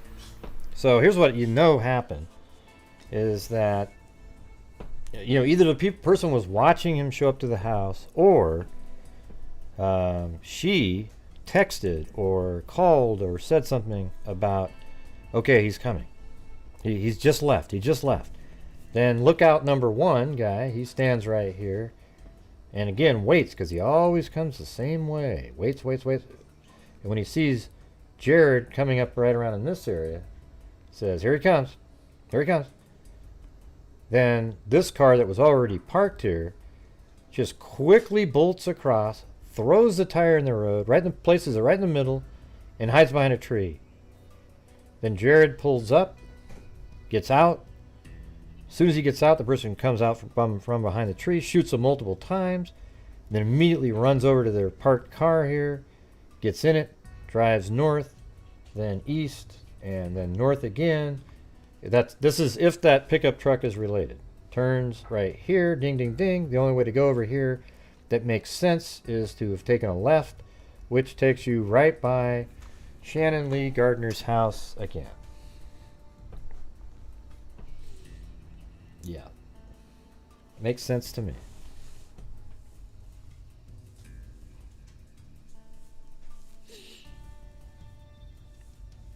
Yeah.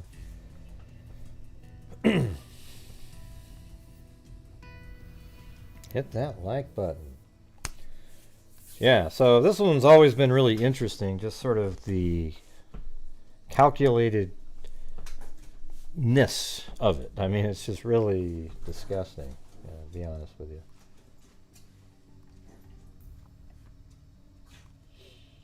And thank you to Miss Angels on PayPal. Thank you very much. Also,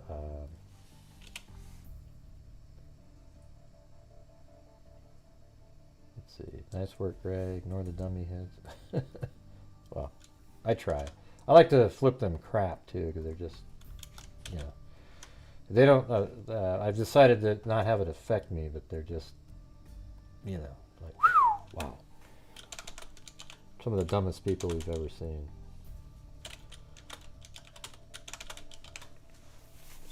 Thank you, TTJO, as well. And by the way, if you're somebody out there and you haven't gotten the, let's see,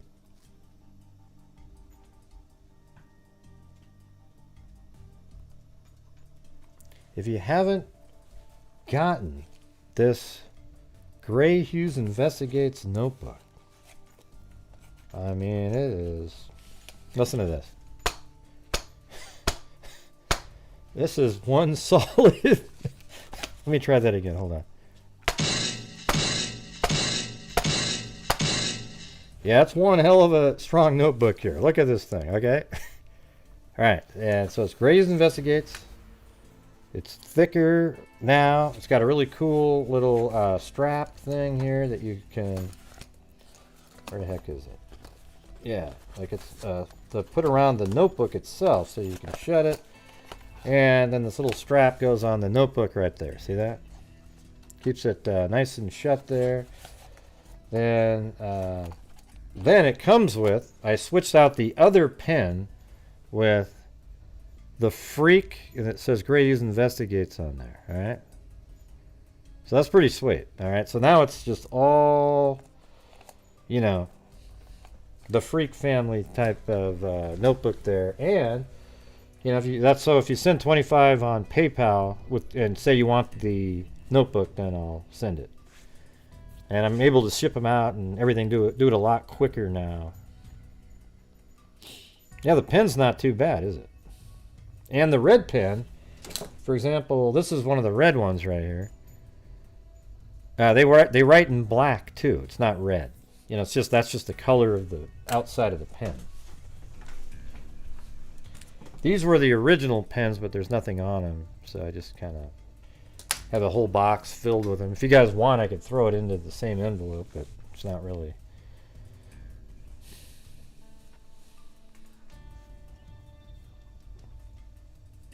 Yeah, I don't think so, Noah. Yeah. I don't think it's that as common as you're saying. But what I think is that the this wasn't for robbery whatsoever. It was just to kill the guy, and that's all it was for. There was no robbery attempt. Nothing was taken. Nothing. So that's sort of irrelevant, just to let you know. Yeah, like you can say if you want the red or the black. I'm actually considering giving both the colors at the same time, you know, instead of having a whole box filled with red ones at some point. Yeah, so if you purchase it, Una, I guess if you're out there and you want to order it and you want both the colors, let me know, okay? I can just slide it in the side there. It won't cause any problems. But people are getting them really quick. Put a 1 in there if you got one of the new ones.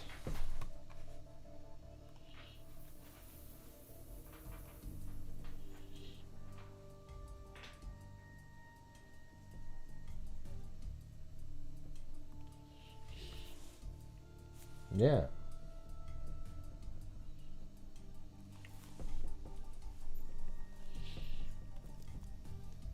Awesome. Yeah, you got one of the originals? Yeah. These new ones are a lot sturdier and more pages too, so I like that.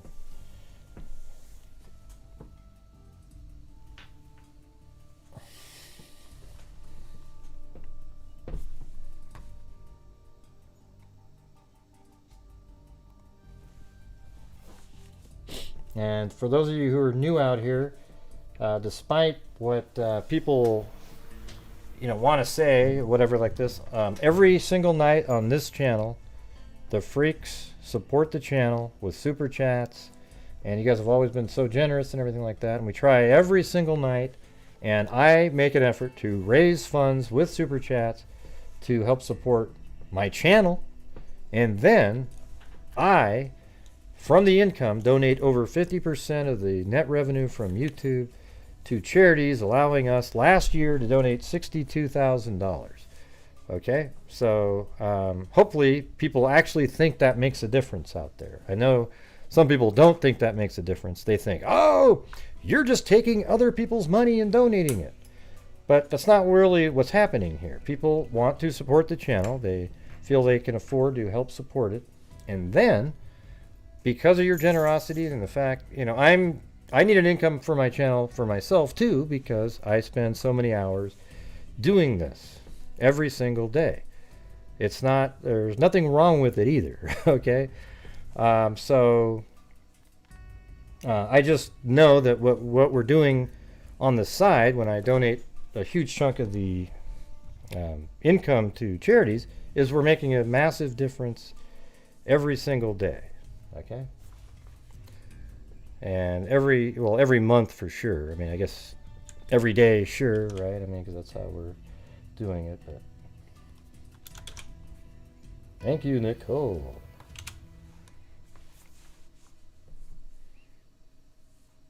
Yeah, 62,000 last year, 42 the year before, and 22 the year before that. So when you add that together, it adds up to, what do we got? $129,750 since January 2020. Okay, and people go, well, we just donate, we don't say anything. Right, but this is part of what we do here. I think everybody kind of likes to know what we've done on the channel, right?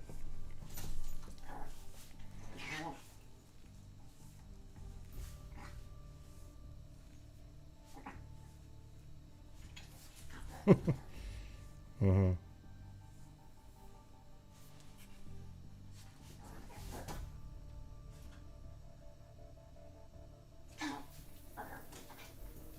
I'm not sure what you're talking about, Paulette.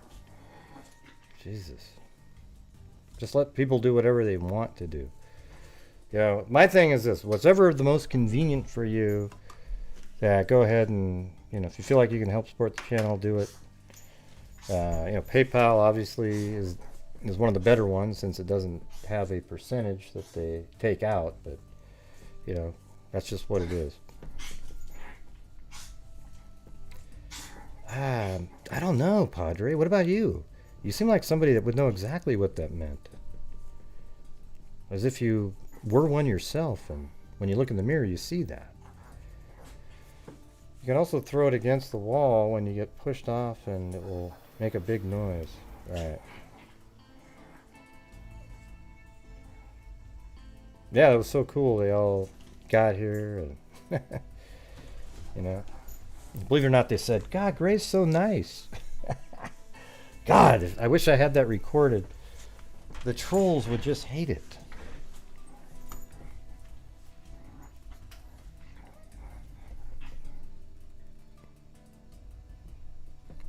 Oh yeah, yeah. I guess you're not supposed to put the tumblers in the dishwasher.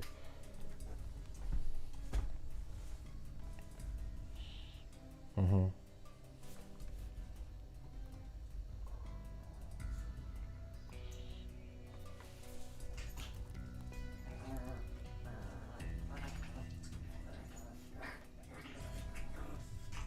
Yeah, if they only knew. If they only knew.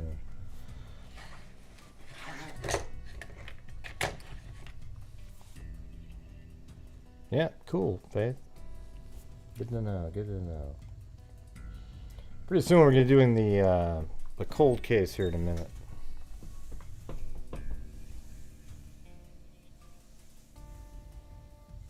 Yeah, maybe.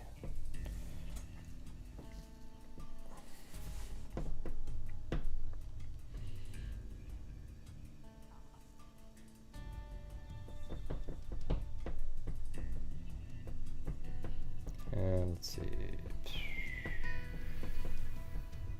Well, I think that's my theory here, but I might make the animation of it. I wish I knew the timing of the car driving around up here, the truck. When's that press conference? Is that tomorrow? Miranda? Is that one tomorrow? Oh, is it tomorrow, the press conference? I guess. I mean, send me the... Well, it's noon in Florida, so 9 my time. Well, just somebody send me the link to do it, but not a YouTube link. And maybe we'll do it, or at least I'll play it later for sure.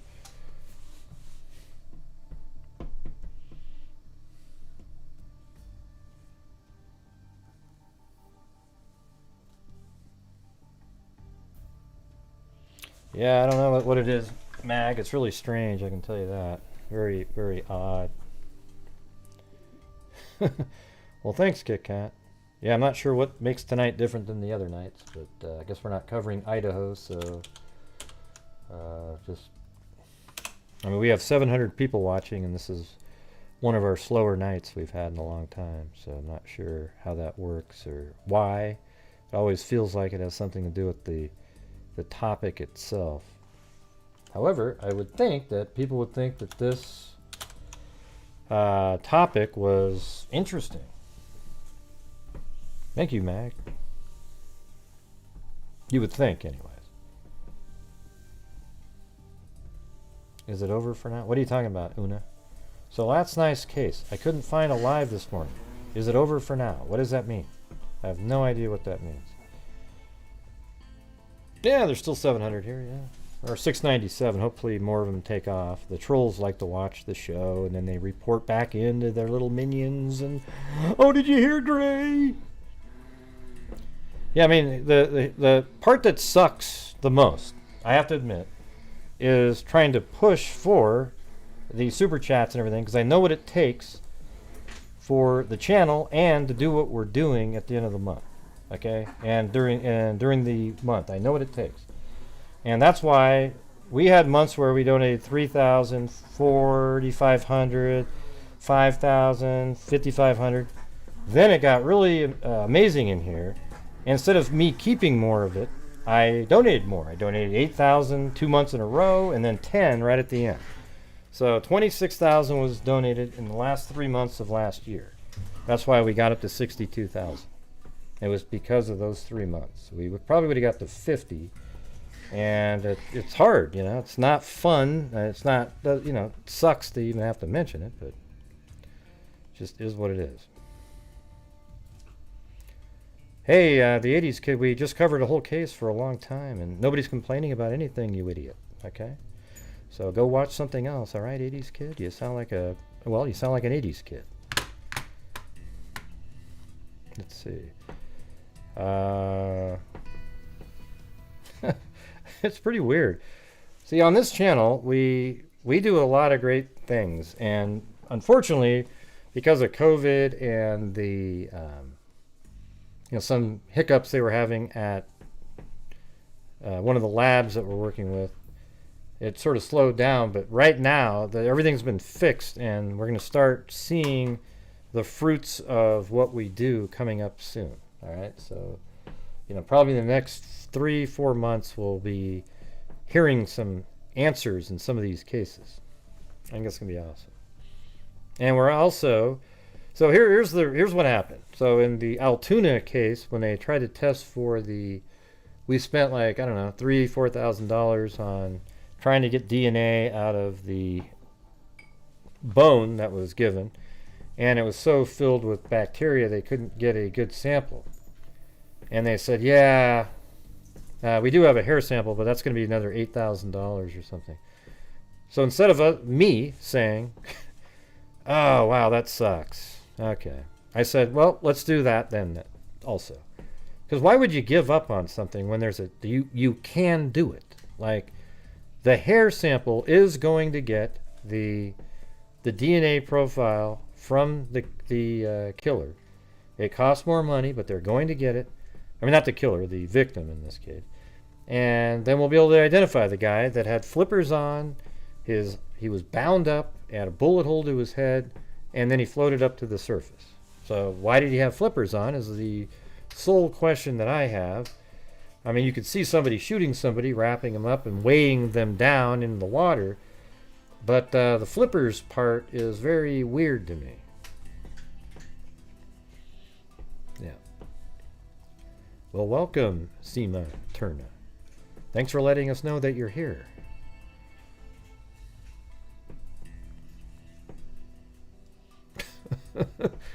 Well, so am I, Dana. I was a kid in the 80s too. So don't feel bummed if you're an 80s kid, all right? I just know what some of the kids were like in the 80s, right? So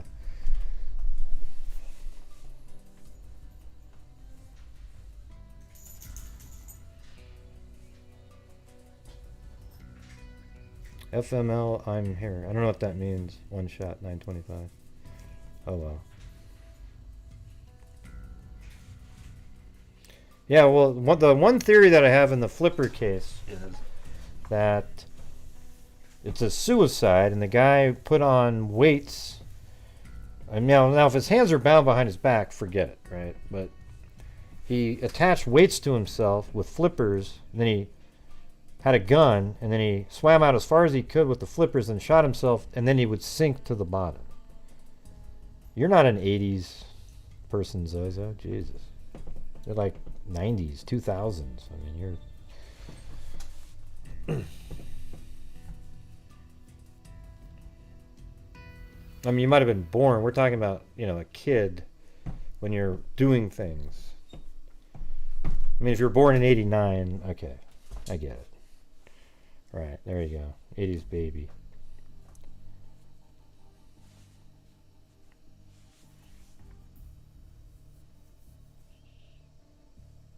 Which one? Maritha 563.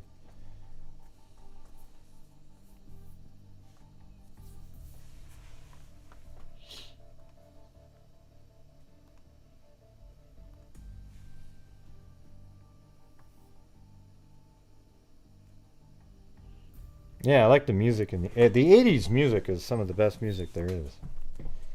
That was awesome. So such a huge variety. Nobody used synthesizers on their voice. It's just there was actually people that could sing creative songs, all different.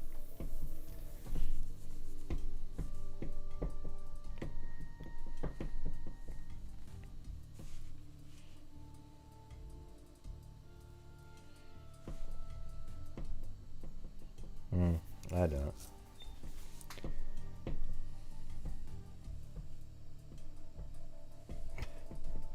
Yeah.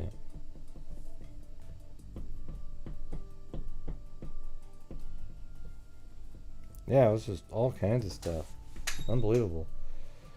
Just think about all the different, REM, Blondie, Squeeze, I mean, none of them sound the same whatsoever. Everybody kind of sounds sort of similar now, you know.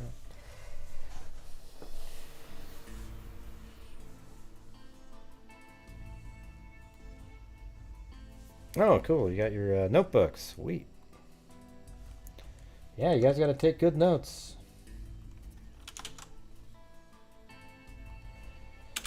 All right, so we're done with that case. I don't have any other thoughts on it. I just think that that's going to... I'm wondering why she moved away. It's possible she was aware an arrest was coming, and she took off, and then they arrested him. But I guarantee it, I mean, there's almost no way she doesn't have something to do with it. That there were discussions like, oh man, I want him gone. You know, and he's like, I'll do it. Oh, and she's like, will you? Okay, great. And so he figured out a way to do it. I just guarantee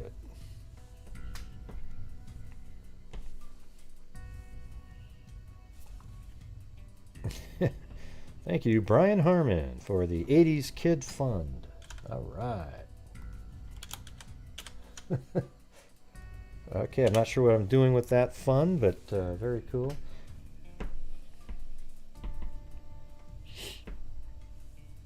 Yeah.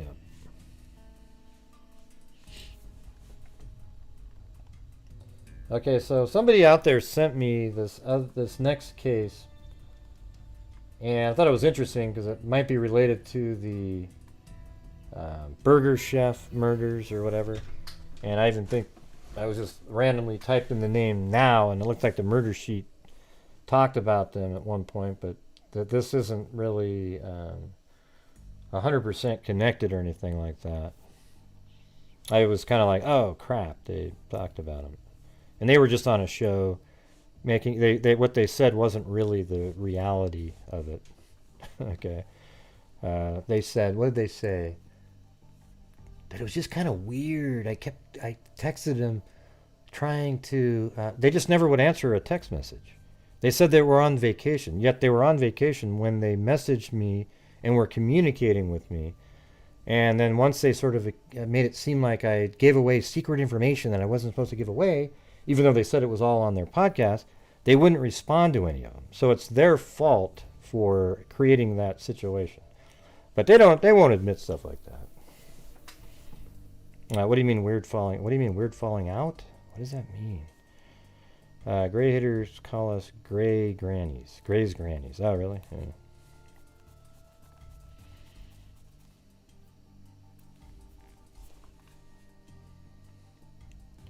Thank you, Kami and Janallison.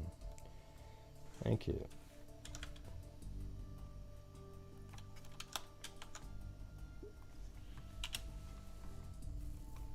Yeah, so anyways, let's go through this one. It looks interesting, but what's cool is somebody emailed me. I'll call them tomorrow, and it seemed like it was really interesting. You know, it was, they may even have case files on it.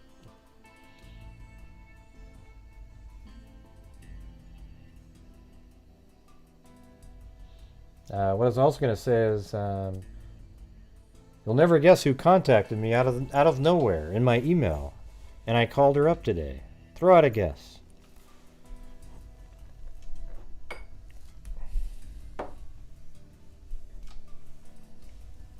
Welcome, Shar English Rose. Totally tubular. Is that a word from the 80s? I think it might be, yeah. Wow. That's right. Fast Times at Ridgemont High, right?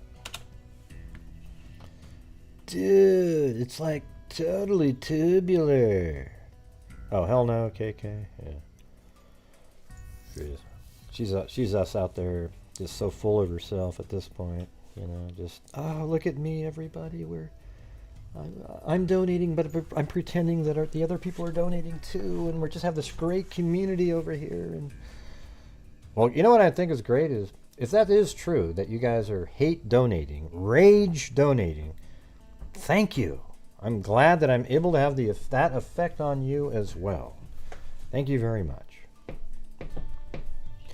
No, somebody you wouldn't even have thought of, because she's sort of been out of the. But Beth Karras, remember her? She might actually come on the show one of these days. Remember Beth Karras from Court TV, and now she's doing other things in the crime world. Yeah, she was so cool. Yeah. So I called her up, and she sent me an email, then I called her up and we talked, and see how that goes. Yeah, she's really neat lady, really smart. She knows what the hell she's doing. I used to actually work over there.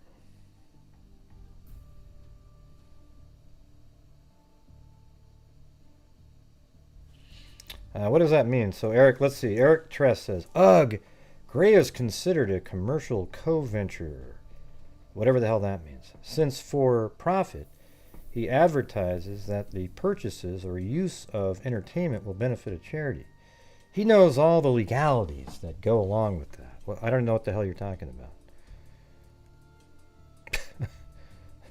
Jesus. I don't consider myself anything. I'm just telling you that that's what I do here. Now, if it ever came out where, like, I don't get to, my work is, like, this is my full-time job, I won't be able to give away as much, but I'll still try to, but, it's just the realities of the world. But, of course, I was another troll up there trying to throw in these little sort of, ooh, we got it all figured out.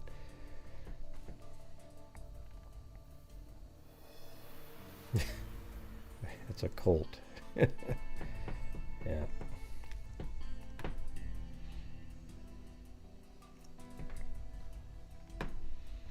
Hey, no problem, La Bamba. And Moofy's Rage. Against the dying of the light. Yeah, I don't even know what that means. Co-venture. Wow. Real fancy stuff there. Lance. Hey, Lance.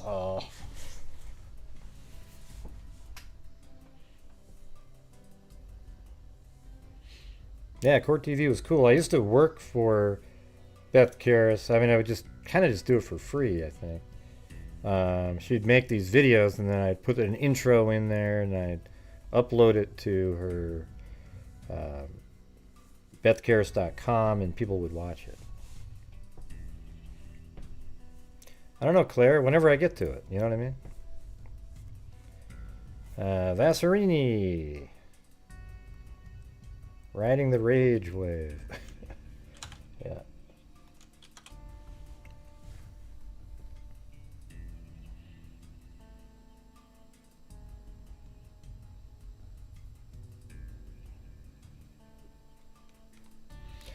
Yeah, I mean, I guess it's sort of like saying to somebody, hey, here's McDonald's. No, here's a pen if you buy. Every 10 cents of the proceeds. But that's not what I'm doing here.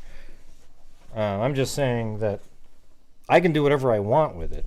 But I'm choosing to do that.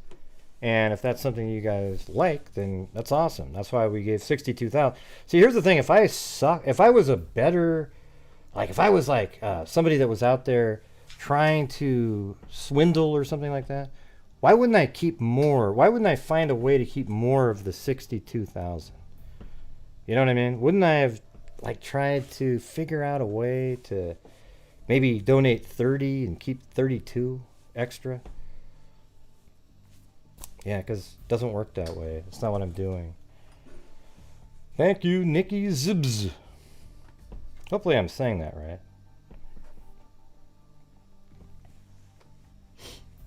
Hey, let me see something. There might be an update in the... Let's see if they've filled in the date of the 24th yet. Oh, there it is. Okay, so this is in the May Miliete case. Hey, awesome, Una. Thank you very much.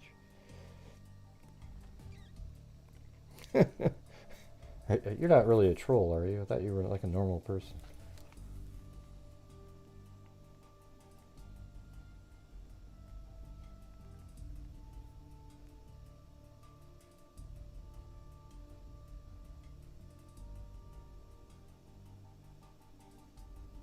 Oh yeah, I meant I meant to type in boom. 8675309.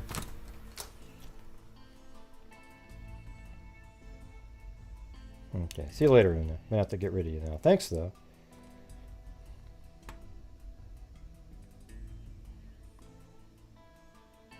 Yeah.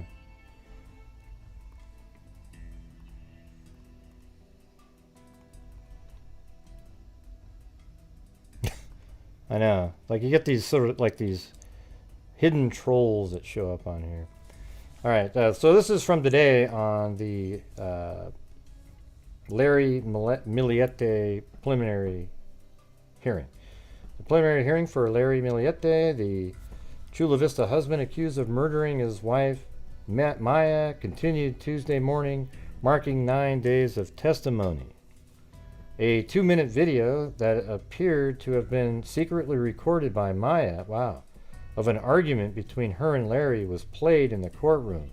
It's the first time during this hearing we hear Maya's voice and her own words. The couple argued about the affair Larry suspected she had. I don't know what you guys were doing 7 or 8 at night all the time, said Larry, and your projects and your team projects, mentoring and all that stuff. At one point, Maya or May responds, I'm asking you why you would say stuff like that, and then you go there, and then you want to be together, said Maya. The video came to light during Inspector Matthew Grindley's testimony. Is this going to play it right here? Prosecutors Maya Miliete secretly argument between video. You can hear Larry accusing her of an affair. Really? I don't know. What you guys are doing to 7 o'clock, 8 o'clock at night all the time in your projects and your team projects, mentoring and all that stuff. After all this stuff that you're accusing me of, mentoring. And this is exactly why. This is and then mentoring stuff. This is you said this wasn't going to happen. No. And it still happened. No. During the argument, Maya alleges her husband wanted her dead. You know, you guys got really close together on your desk, always right here, always together. You know, 6 o'clock, 7 o'clock, 8 o'clock at night. And then you start feeling stuff.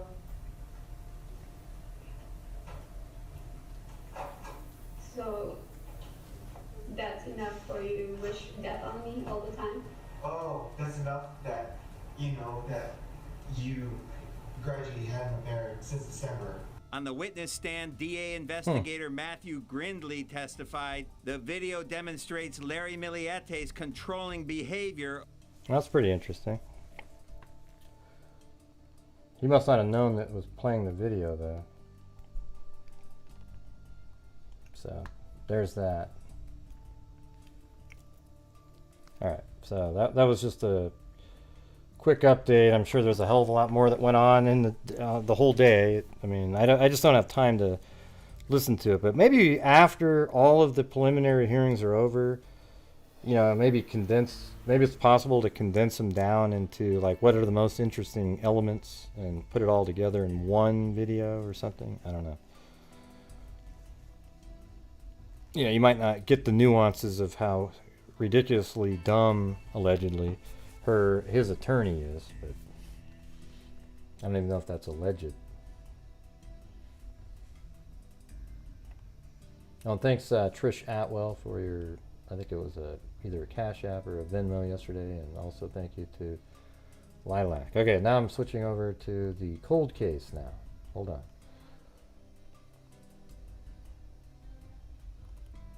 And this is Stephen Presley.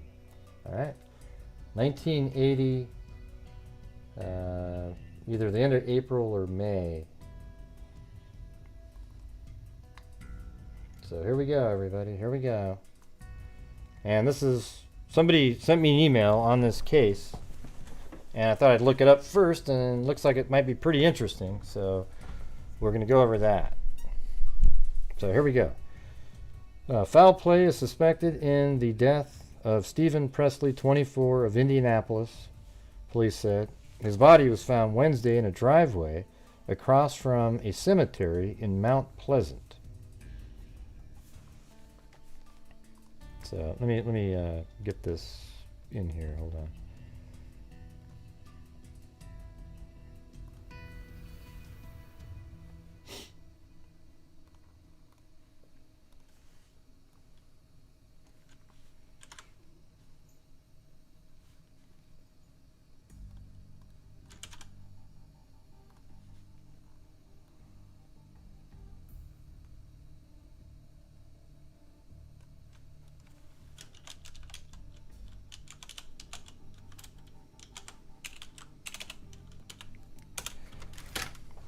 I'm gonna get a new keyboard here pretty soon though. This one's too loud. Drives me nuts. Let's see, Mount Pleasant.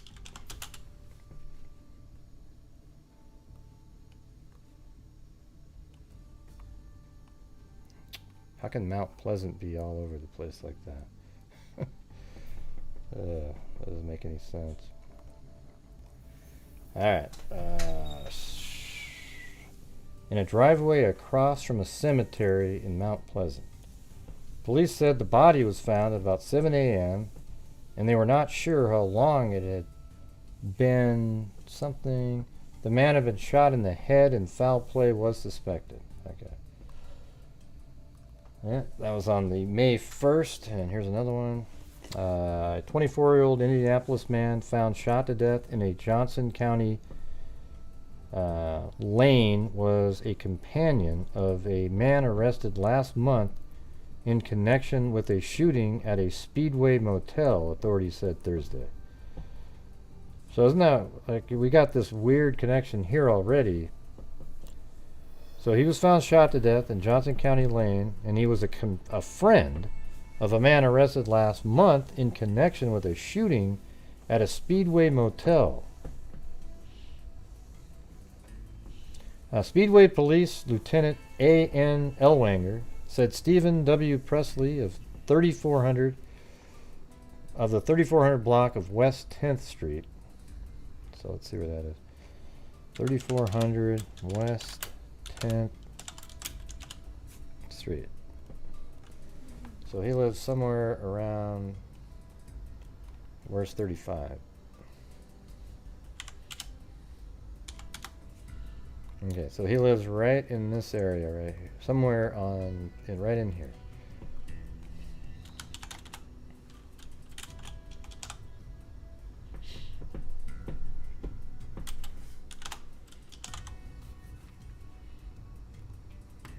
Alright.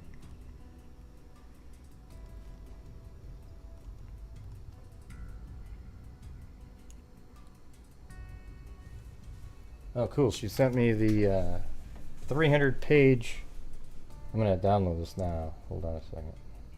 Oh, you need access. Ask for account access. Oh, yeah, there you go. I have to request access there, and hopefully you'll get it.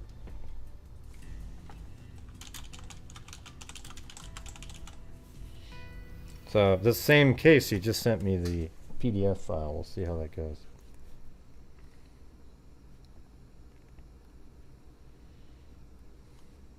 .3400 block of West 10th Street was in the company of Daryl Crabtree on April 19th, so just not too long before, during an apparent drug deal and robbery attempt at the Classic Motor Lodge, in which a Speedway man was shot and wounded.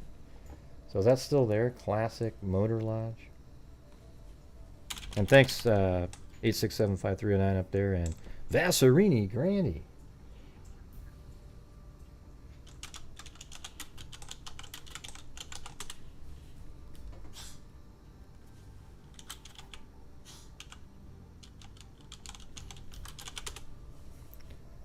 Yeah, it's probably not there anymore. But if somebody can find that lodge by looking up on, if you go to newspapers.com and type that in, here, let's just do it right here. So what you can do right here is type in Classic Motor Lodge, And then over here, put like 1975 to 1985. And over here, Indianapolis, Indiana. And let's see what happens.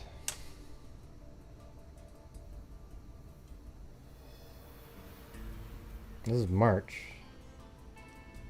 Classic Motor Lodge, and there it is. See that?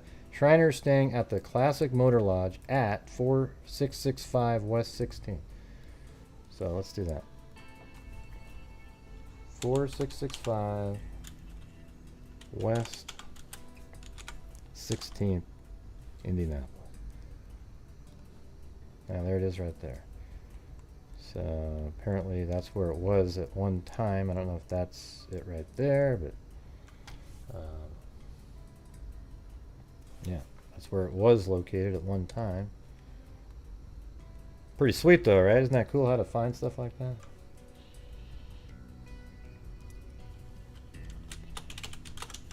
That's can I get a boom?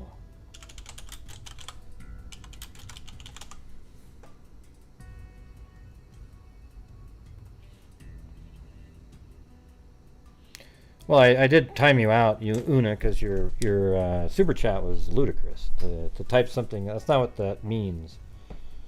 You know, you just, you know, I don't need somebody to come in here and it's a channel member and dissing the channel, you know, like that. Stupid.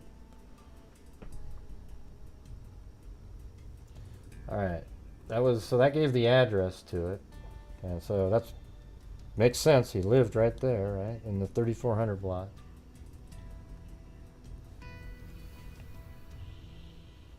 Let's see. During the incident, Crabtree allegedly tried to lure a Speedway man named Terry King over to his car. Hey, what happened? Oh, the boom. Okay. Well, it wasn't really that funny though, Una. You know what I'm saying? I'm guarantee if they're going to take your screenshot and it'll be funny to everybody. Not me though. Burley pulled a gun and tried to rob King. When he, let's do this again. During that incident, Crabtree allegedly tried to lure a Speedway man named Terry King over to his car on the pretext of selling him some drugs. Instead, Crabtree reportedly pulled a gun and tried to rob King. When the intended victim resisted, Ellwanger said Crabtree shot and wounded him in the back. Presley was not directly involved in the shooting. Crabtree, who was arrested on an assault charge a few days later, is free on bond but is not considered a suspect in the Presley killing. Investigators think both incidents are related to illegal drug traffic in the area. I'm not sure exactly what the Johnson County Sheriff's Department is doing on the Presley, but what we know, the guys that they've been talking with about this are all pretty good-sized drug dealers. Sergeant William Bradley, who is in charge of the investigation for the Johnson County Sheriff's Office, refused to discuss the case Thursday. Our investigation is continuing, and that's all the comment I'm willing to make.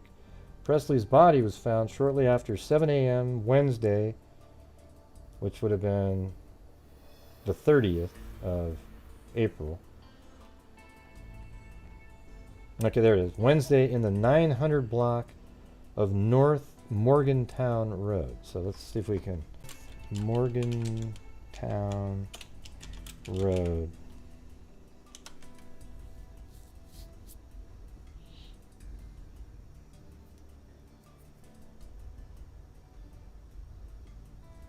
Okay.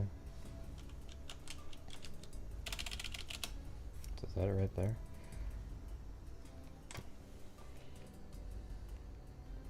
Is there a cemetery there? And there's the cemetery. Okay. And then they said a driveway. So guess what? The only driveway is right there. That's a street.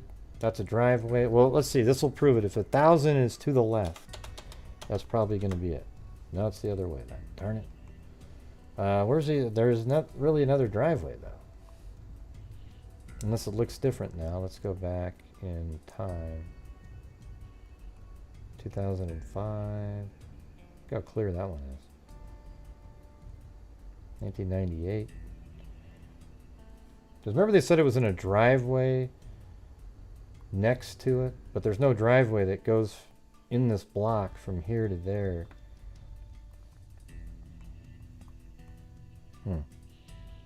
So it's somewhere in this block is where his body was found. There's the cemetery, though.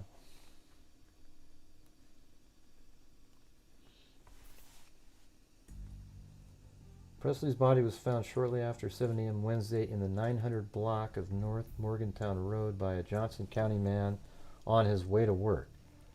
Bradley told reporters Wednesday morning that no identification had been found on the man's body, but on Thursday revealed that an envelope with Presley's name on it had been discovered in his clothes. Presley, who was shot 3 times, died of a .38 caliber gunshot wound to the head, police said. Investigators now believe he may have been shot on the country lane where he was found.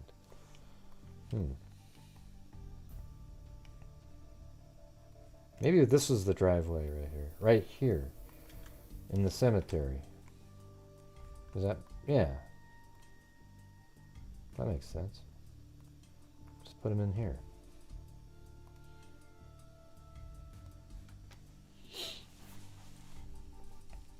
Presley's life are sketchy, so the details of his life are sketchy, but his only living relative in the area, an aunt named Mary Presley, said Thursday that she knew of no one who would want to kill her nephew. But I didn't know Stephen too well. He didn't come around often, she said.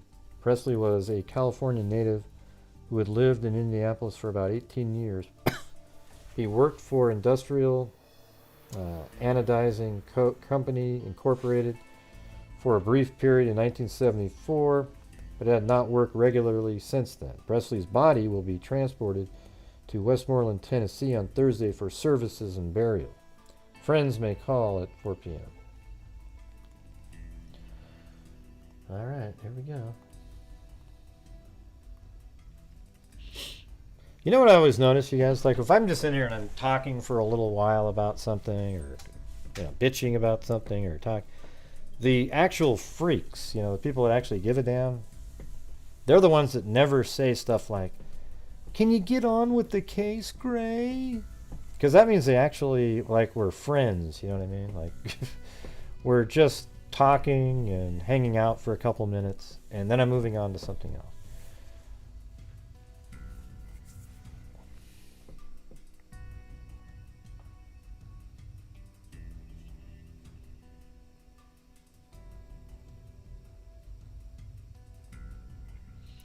Yeah, but you didn't really see what he wrote, Moofies. Okay, well, it wasn't funny or anything. It was stupid. So, anyways, let's see, or she, or I don't know what Una is. So,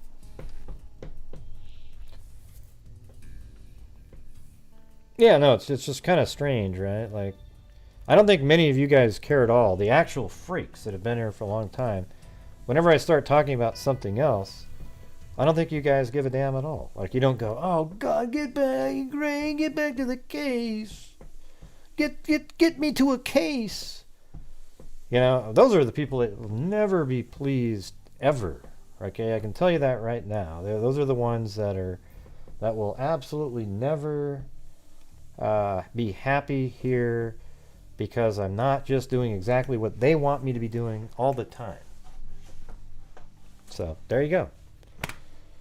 So here's what I'm going to say. If you don't like the way I do the show, just don't watch it. If you're a channel member that pays to be a member and you don't like it here, just don't be here. Okay? Unmembership yourself. It doesn't, it's not going to affect me.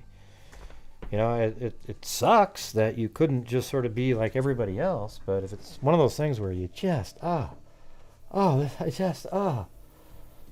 Okay, I do shows every single day, and I think when I'm covering the cases, I do it better than almost every single other person that does the live shows. And you might not think so, because they'll have a nice presentation put together, but I think through the cases and really put the pieces together in a way that makes sense at the end, and we I think my record is pretty good at actually figuring out what happens. You know, even if you have theories that aren't correct at the beginning or whatever, sometimes you don't have it right, but my record is really pretty freaking good. Okay?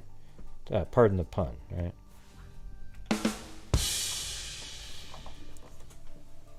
Right.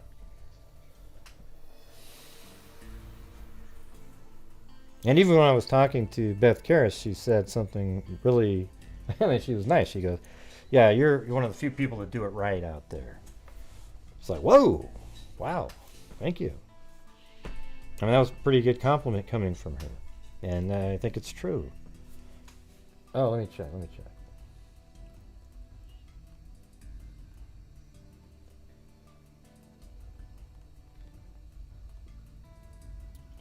Well, thanks, Dana Dane. I was going to check in a minute. Don't worry. I was going to see it.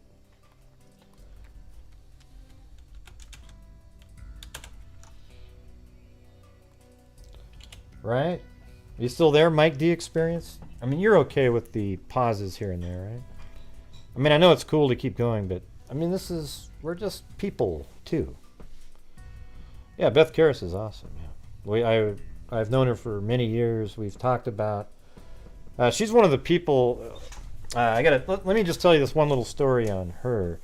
So you remember how I would always tell people. See, when I believed in the Jodi Arias case that the gunshot was first, despite what the prosecution and everybody in the public wanted to say over and over and over again, not me, Gray. Oh, come on. At the time, I was on an island by myself. I literally, everybody's like, Gray, you must be working for the defense. How dare you counter Juan Martinez? And I was just saying, no, because he's full of shit. That's the truth. So anyways, I remember writing to Beth Karras a message on Facebook back in, like, God, I don't know, 2012 or something. And I said, I think the gunshot was first, and I explained why and everything.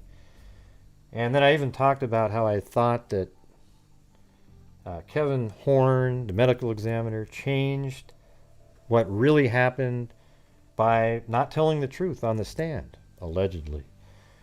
And I really believe that. I believe he did not tell the truth on the stand intentionally, because he had to change the theory to knife first. So then I wrote her, and she wrote something really, it just absolutely changed me, because it made me realize that the way I think through and figure things out is the right way to do it. She said, when I heard Kevin Horn on the stand say, when one of the jury members asked the question, how could the durameter be intact if the bullet hit his brain? Because that's a leathery film that goes around your brain, and there was no damage to it. And Kevin Horn looked nervous, and then he kind of licked his finger and flipped through the autopsy, and he goes, oh yeah, that's a typo. And she said when she heard him say that was a typo, she just couldn't believe it. And at that point, she was like, whoa, it's crazy.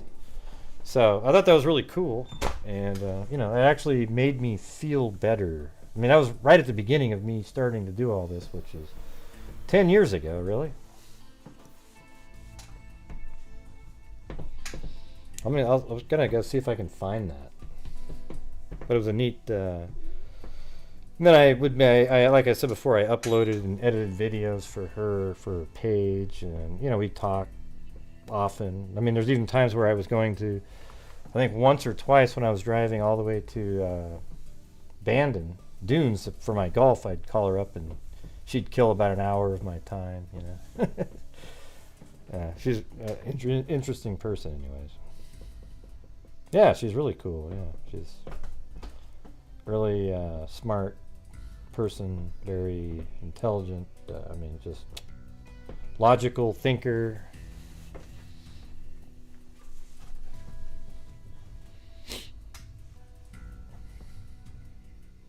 You've been in mod for 6 years. Where, Miranda?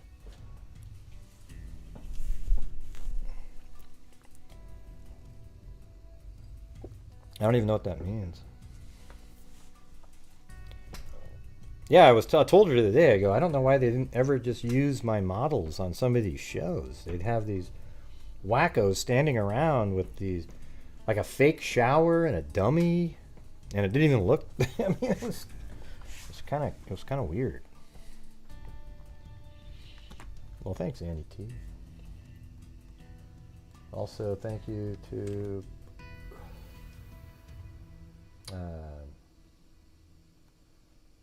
Joanne Victoria for the notebook purchase. All right.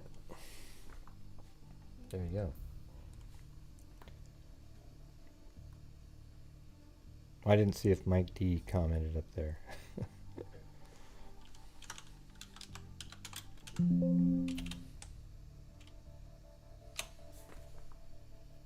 Excellent keywords and range. What do you mean, Mike? I don't know what that means.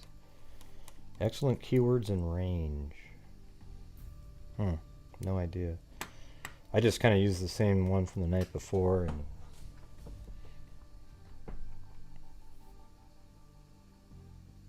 all right, let's get back to this.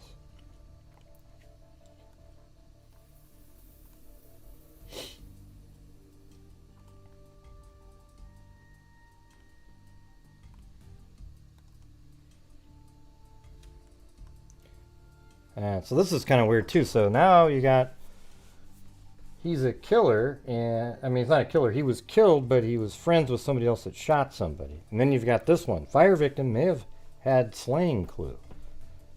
Johnson County authorities say an Indianapolis woman who died Sunday in a fire at her mobile home may have been involved in the April 30 slaying in Johnson County of Stephen Presley. Detective William Bradley said Jana Lynn Price, 24, whose body was found in the kitchen of her trailer in the Little Eagle mobile home park on Indianapolis west side, may have had vital information in the Presley murder case. She was one of the people who wanted to talk to Bradley said. Bradley said Presley was shot 3 times in the head at close range with a large caliber weapon. Investigators have characterized Presley's death as an execution.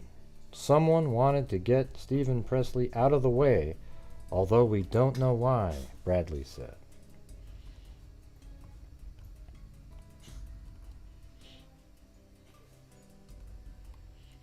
And now we're in May 7th, so 8 days into this.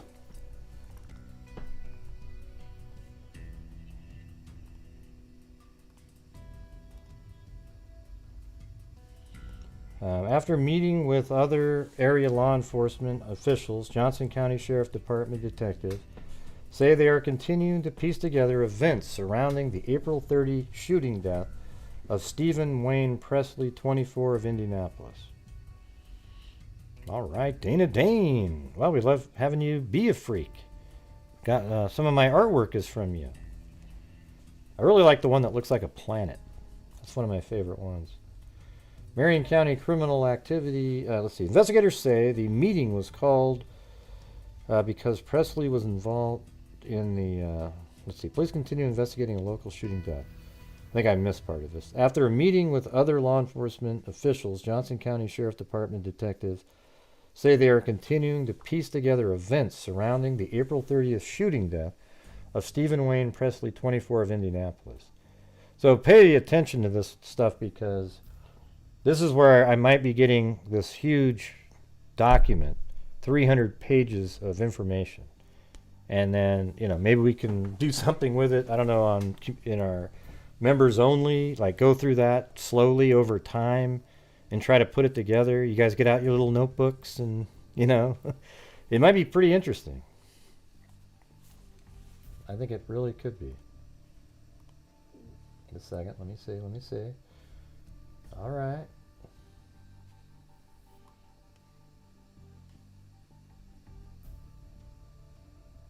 Wait, what's going on? Oh, wait.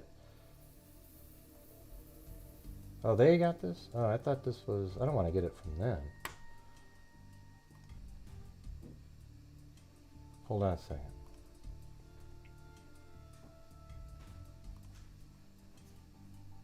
second.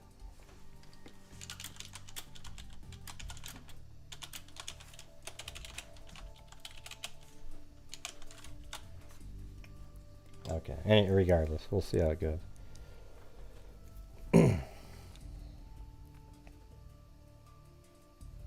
Let's see. Bradley said police are questioning known associates of Presley, trying to learn more about a series of crimes that may have been a factor in Presley's death. One woman wanted for questioning in the case, Jana Lynn Price, 24 of Indianapolis, apparently burned to death in a trailer fire Sunday. Officials have ruled out foul play in her death, but are continuing their investigation. Bradley said most people identified as known associates of Presley grew up in an area of Indianapolis commonly referred to as the Valley.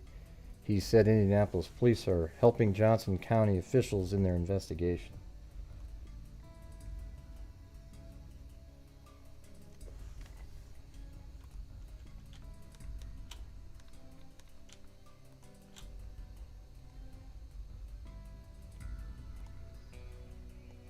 All right.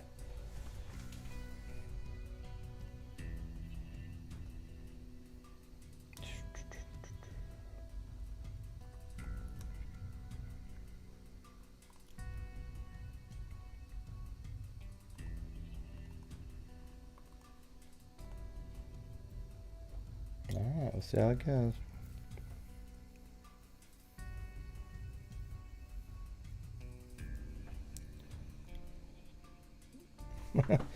Well, thanks, Mac.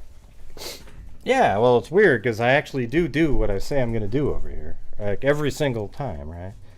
So the reason people really have beef with me is they think that I force everybody to give me money. You know, like I would still do shows, but I wouldn't be able to do as many shows if there was an income associated. I just can't really. I mean, I could be doing other things. I really could be. I mean, I could be fishing in the summertime and going on trips, but I really don't get to do any of that stuff much anymore because I am committed to what we're doing here, and I know that taking days off takes a toll on everything that I'm trying to do here. Okay? I'm trying to have, this is my second job here, trying to make, just improve my life too, and then also at the same time, I'm out there trying to make as big a difference as possible in the true crime community. And that means that we give a ton of money. Like during the pandemic, we gave Texas EquiSearch a lot of money and they were really struggling. Okay, so hopefully we helped them out quite a bit during that struggling time. I'm sure things cost a lot of money there, but we did that. And we've given them at least $20,000 over the years. We've given Rain probably close to $20,000 and NCMEC close to $20,000. There's no doubt about it. So, something to be proud of, and it's just, it is what it is. If you don't like supporting it, then you don't like supporting it. I can't make you better. I can't make you a better person.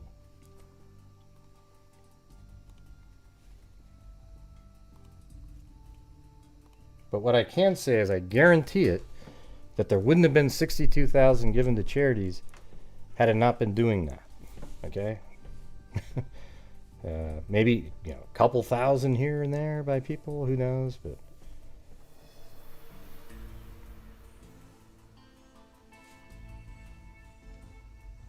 oh, thanks, Mag. Yeah, and it's weird too, because some people, if they just get slighted in the smallest amount, they turn into monsters. And those are people I don't like having around whatsoever. You say one thing and they get a little upset and they turn into monsters forever. Like they're just so above everything. I mean, I get bashed every single day in here, and, just, you got to keep on ticking.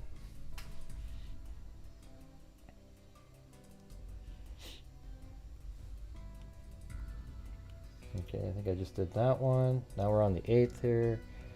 Fire victim may have had clues. A 24-year-old woman found burned to death in her mobile home in Indianapolis Sunday may have had information about a murder. Johnson County detectives William Bradley said they were planning to question the victim, Jana Lynn Price, about the last week's shooting death of Stephen Presley. So they were about to talk to her, and then she burns intentionally in a fire. A Marion County Sheriff's spokesman said there was no evidence of foul play in Mrs. Price's death, but the department plans to have engineering experts examine her trailer to determine exactly how the fire started. Investigators working on the Presley case say his killing might have been drug-related. Miss Price had known Presley for several years, they said. Nah, that's pretty weird, right? Like, you're going to talk to somebody and she ends up being burned in a fire. Oh, there's more than 12 likes. We've got 455 likes. So everybody out there, please hit that like button. It's very simple. Here we go. Hit the like button, 10, 20, 25, 30, 35, 40. Hit that like button, hit that like button, hit that like button, hit that like button, hit that like button, 10, 20, 25, 30, 35, 40. Sir, 25 of them, you're out. I'm 25, 30, now 5, I'm 35. Well, we don't know if there's foul play yet. Johnson County Sheriff's Department detectives this morning are questioning a man they believe may have taken part. They were going to do those tests, remember? Department detectives this morning are questioning a man they believe may have taken part in the April 30th execution-style murder of Stephen Wayne Presley, 24, of Indianapolis. The man was arrested last night in Indianapolis police on a variety of traffic warrants and was held this morning in the Marion County Jail. According to Detective Sergeant William Bradley, police also impounded a vehicle they think was used in the shooting. Technician John Price of the Sheriff's Department was in Indianapolis this morning examining it for clues. The vehicle they think was used in the shooting. Presley's fully clothed body was found by a local residence at 7 a.m. April 30th on a private driveway just off Morgantown Road.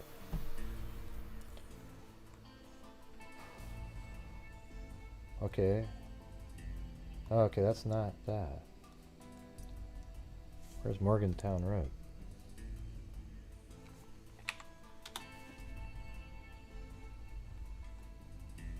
Oh, so that's Morgantown Road. So it's Country Road West. It's the same one. Country Road 500 West.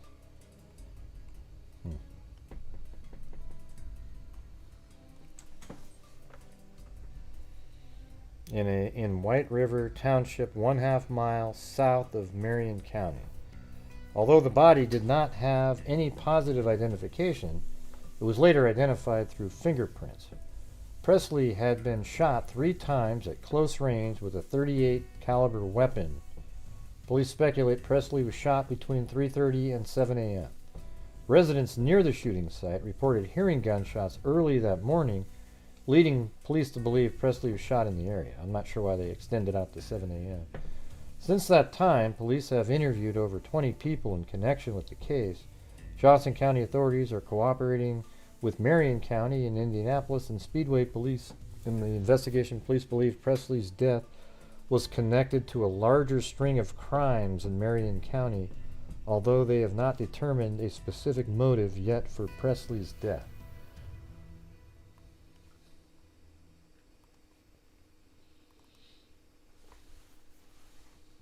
Let's see. Oh, there goes my stomach. 22-year-old Northwestern man was being questioned by Speedway and Johnson County police Wednesday night in connection with 2 recent West Side shootings and a murder in Johnson County. The man, Ricky D. Angel of 2055 North Somerset. Let's see where that is.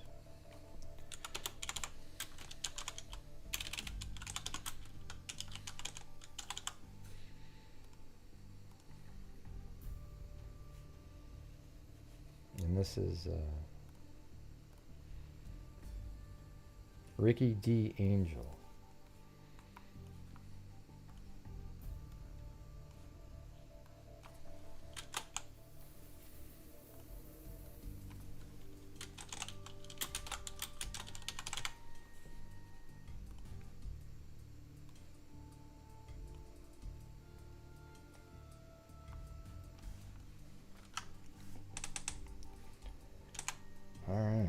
So look at, they're all kind of in the same area here.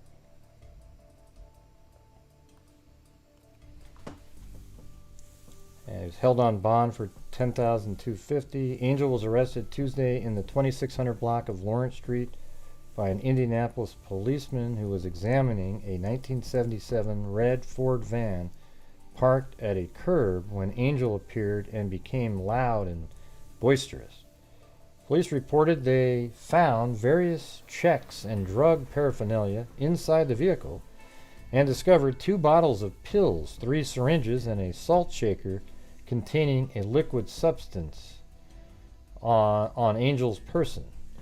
He first was arrested on several, let's see. Gotta go to a different page here.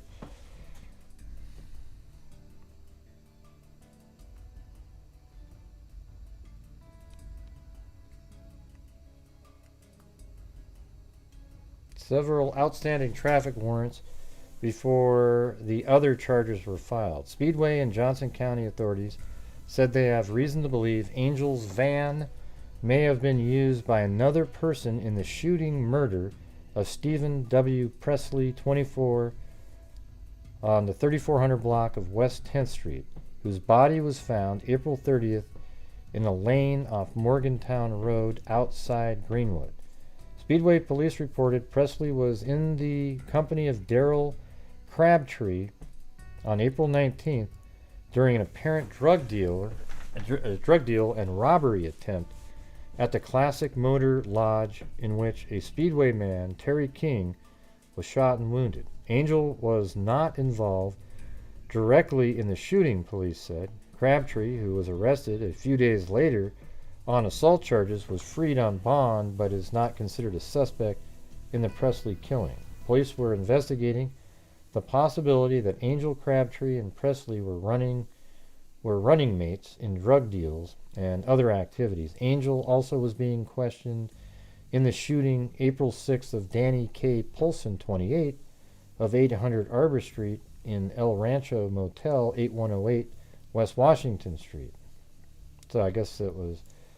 Okay, so Kenny K. Polson lives at 800 Arbor Street, but he was shot in a motel at 8108 West Washington Street. Polson was not injured seriously, but Charles W. Mason, 28, of Mooresville, owner of King's Country Club, a tavern at 1928 South Meriden Street, was bound over to Superior Court Criminal Division Room 4 on 2 counts of attempted murder and 2 counts of possession of controlled substance. To add a final mystifying touch to the various incidents, police say that 24-year-old Jana Lynn Price, who was found burned to death May 4th in her mobile home at 3208 Cosell Road, may have had information about the Presley slaying.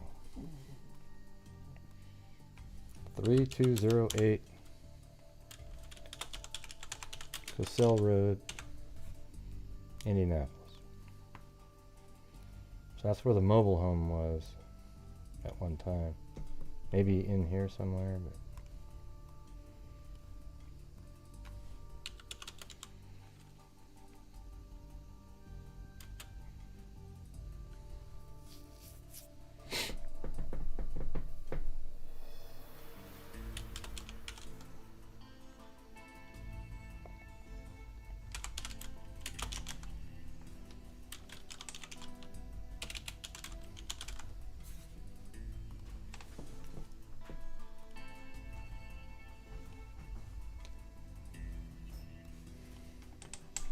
Polson was not injured seriously. Okay, right, where was the last part? Oh, yeah, so may have had information about the Presley slaying. So, her... Isn't that... What's his face? That kind of looks like... I can't remember who I was thinking.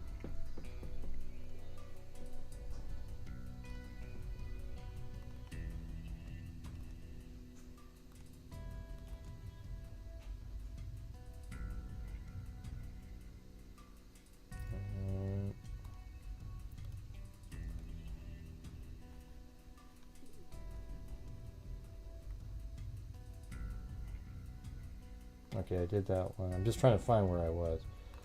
Alright, here we go. There's another one.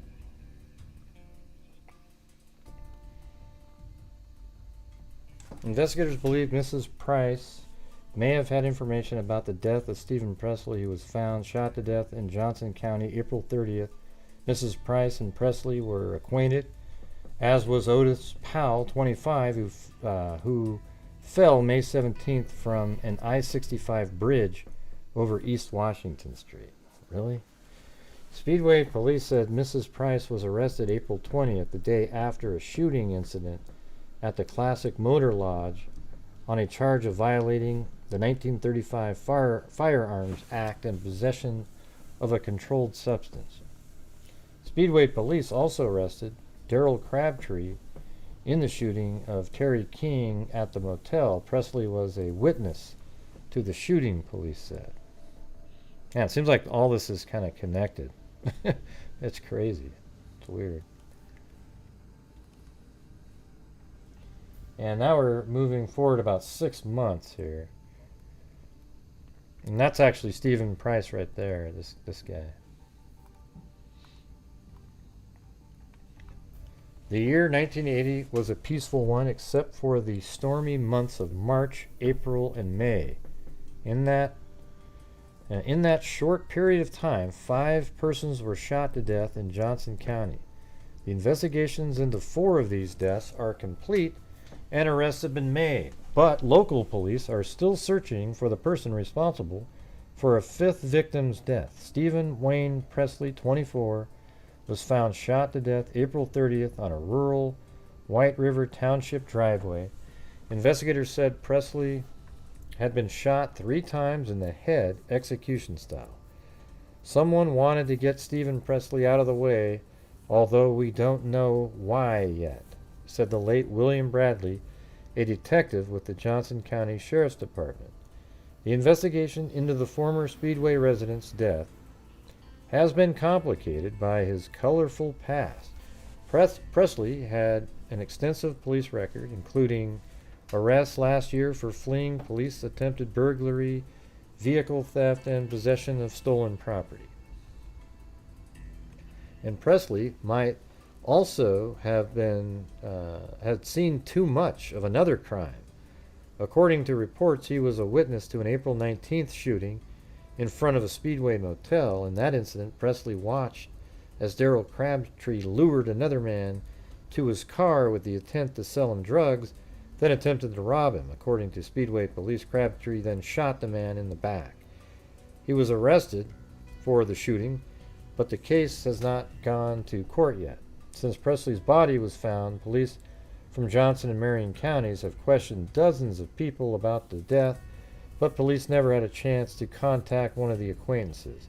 Jana Lynn Price, 24, burned to death in her Indianapolis motel home on May 4th, less than 1 week after Presley's body was found. Investigators then said the fire was intentionally set. Police said Mrs. Price might have known details of Presley's death. Police believe Presley may have been driven to the site of his death in a van owned by Ricky D. Angel, 23, of Indianapolis. Johnson County investigators said Angel Crabtree and Presley had been seen together the night before Presley's body was found. Angel was arrested by Indianapolis police on May 15th, 2 weeks after Presley's death, with a quantity of drugs in his possession. Investigators impounded the van but said they found no clues to Presley's death. At this point, Johnson County Sheriff's Department detectives said the Presley shooting investigation is continuing, although they did not expect a breakthrough soon. And we're in that reading mode, you guys, where it's just like this.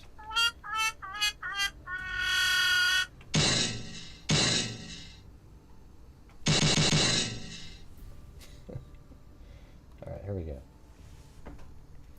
Slain woman tied to kin of arson victim. Police determined Wednesday that Iva B.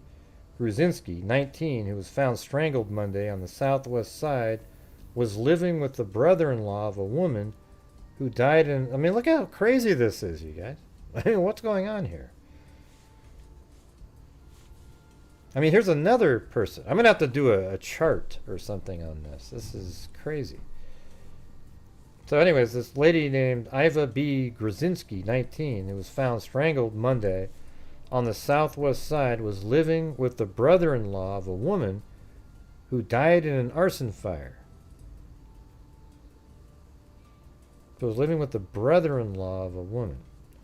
So this guy was married to like a sister of Gina Price, and she gets strangled to death. Hey, thanks, Tawny Lee.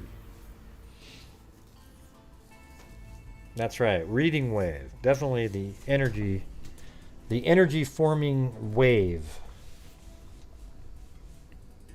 Did you hear Gray? He said he gets energy from the super chats. How mean. Why doesn't he have energy the other times? I do. Okay. Become a channel member and get discounts on merch and use the cool emojis. Well, it's what they sound like in their heads. Like if they were to talk out loud, these wackos, that's what they would sound like.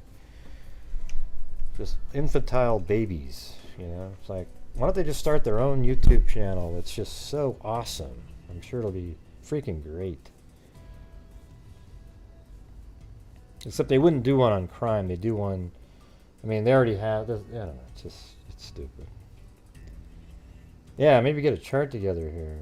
Police determined Wednesday that Iva B. Grzinski, 19, who was found strangled Monday on the southwest side, was living with the brother-in-law of a woman who died in an arson fire.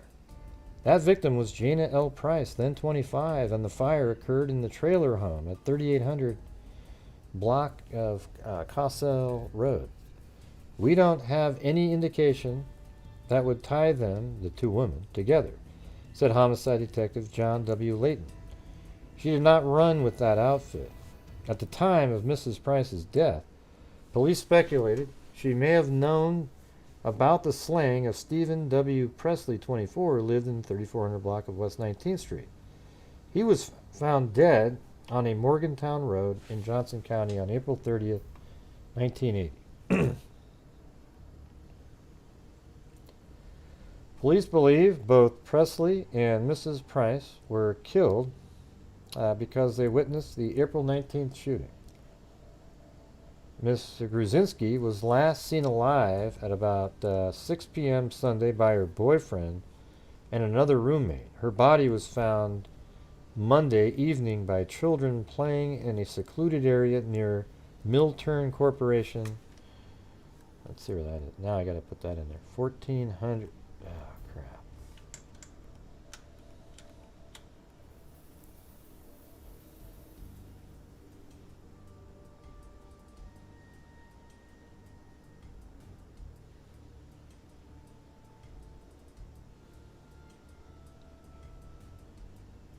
Where is this? There it is, right there.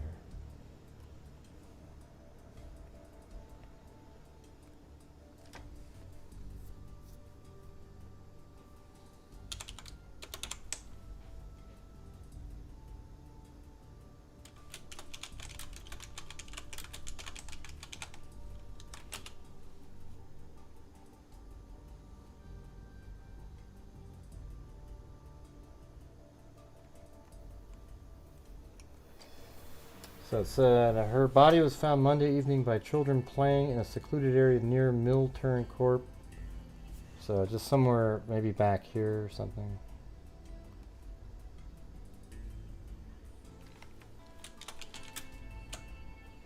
And this is, gotta change it to here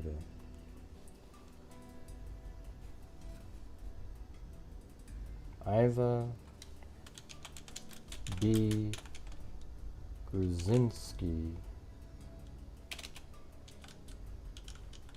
strangled, living with strangled, living with sister, let's see, brother-in-law of Gina L. Price. And she was burned in a fire. That's right here. Gina L. Price. Fire.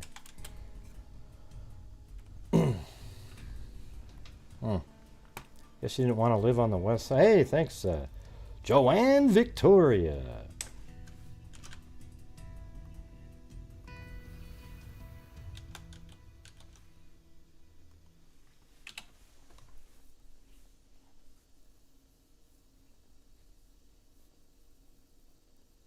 Yeah.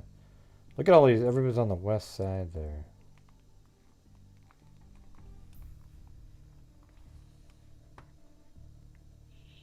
Services for Miss Krasinski, lifelong Indianapolis residents, will be held at 10 a.m. Saturday. Survivors include her son, Jeremiah Krasinski. So her name is Iva Krasinski. Let me do something up here. And when was this? This is May 28, 1981.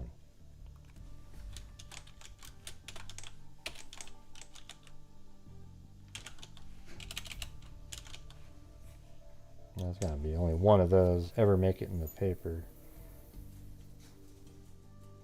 Wow, there's another one in 1922. Just click on Indiana. Yeah, there's one that lived there in 1922. And then here's one in May 27th, 1981. This probably says preceded in death, I would imagine. Preceded in death by her daughter. Yeah, there you go. What day was this one? So that was May 28th. God. June. Okay, let's see what happens here in June.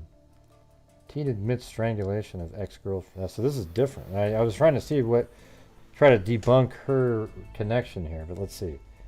An Indianapolis man had told police he strangled his former girlfriend when she objected to his plans to marry another woman and threatened to expose his drug connections. Wow. So that could still be kind of related somehow. Dana L. Roberts, 19, 800 block of North LaSalle Street, made the admission Friday night during police questioning and was arrested in the murder of Iva B. Grzinski, 19, of 133 South Elder Avenue. So let's see. An Indianapolis man has told police he strangled his former girlfriend. So his name was Dana L. Roberts, 19. Miss Grzinski's body was found May 25th behind a machine shop. She had lived with Roberts in the 200 block of North Belmont Avenue. So it's interesting, though, because this Dana L. Roberts guy who would kill somebody about giving up his drug connections means that he's a hardcore, he's in there, and now you sort of wonder if he was have something to do with the other ones, right? That's pretty interesting, isn't it? I wonder if he still is connected somehow. She had lived with Roberts in the 200 block of North Belmont Avenue in November, but they broke up after police raided the house December 12th and arrested them on narcotics charges. She then moved to Elder Avenue address with her 9-month-old son, so she had a kid too. Miss Krasinski allegedly became a prostitute several months ago to support her child. The police investigation involved interviews with dozens of prostitutes and drug dealers. The woman was identified by her father. I mean, I just did this little tangent here just to get an answer, but it sort of is interesting anyways, right?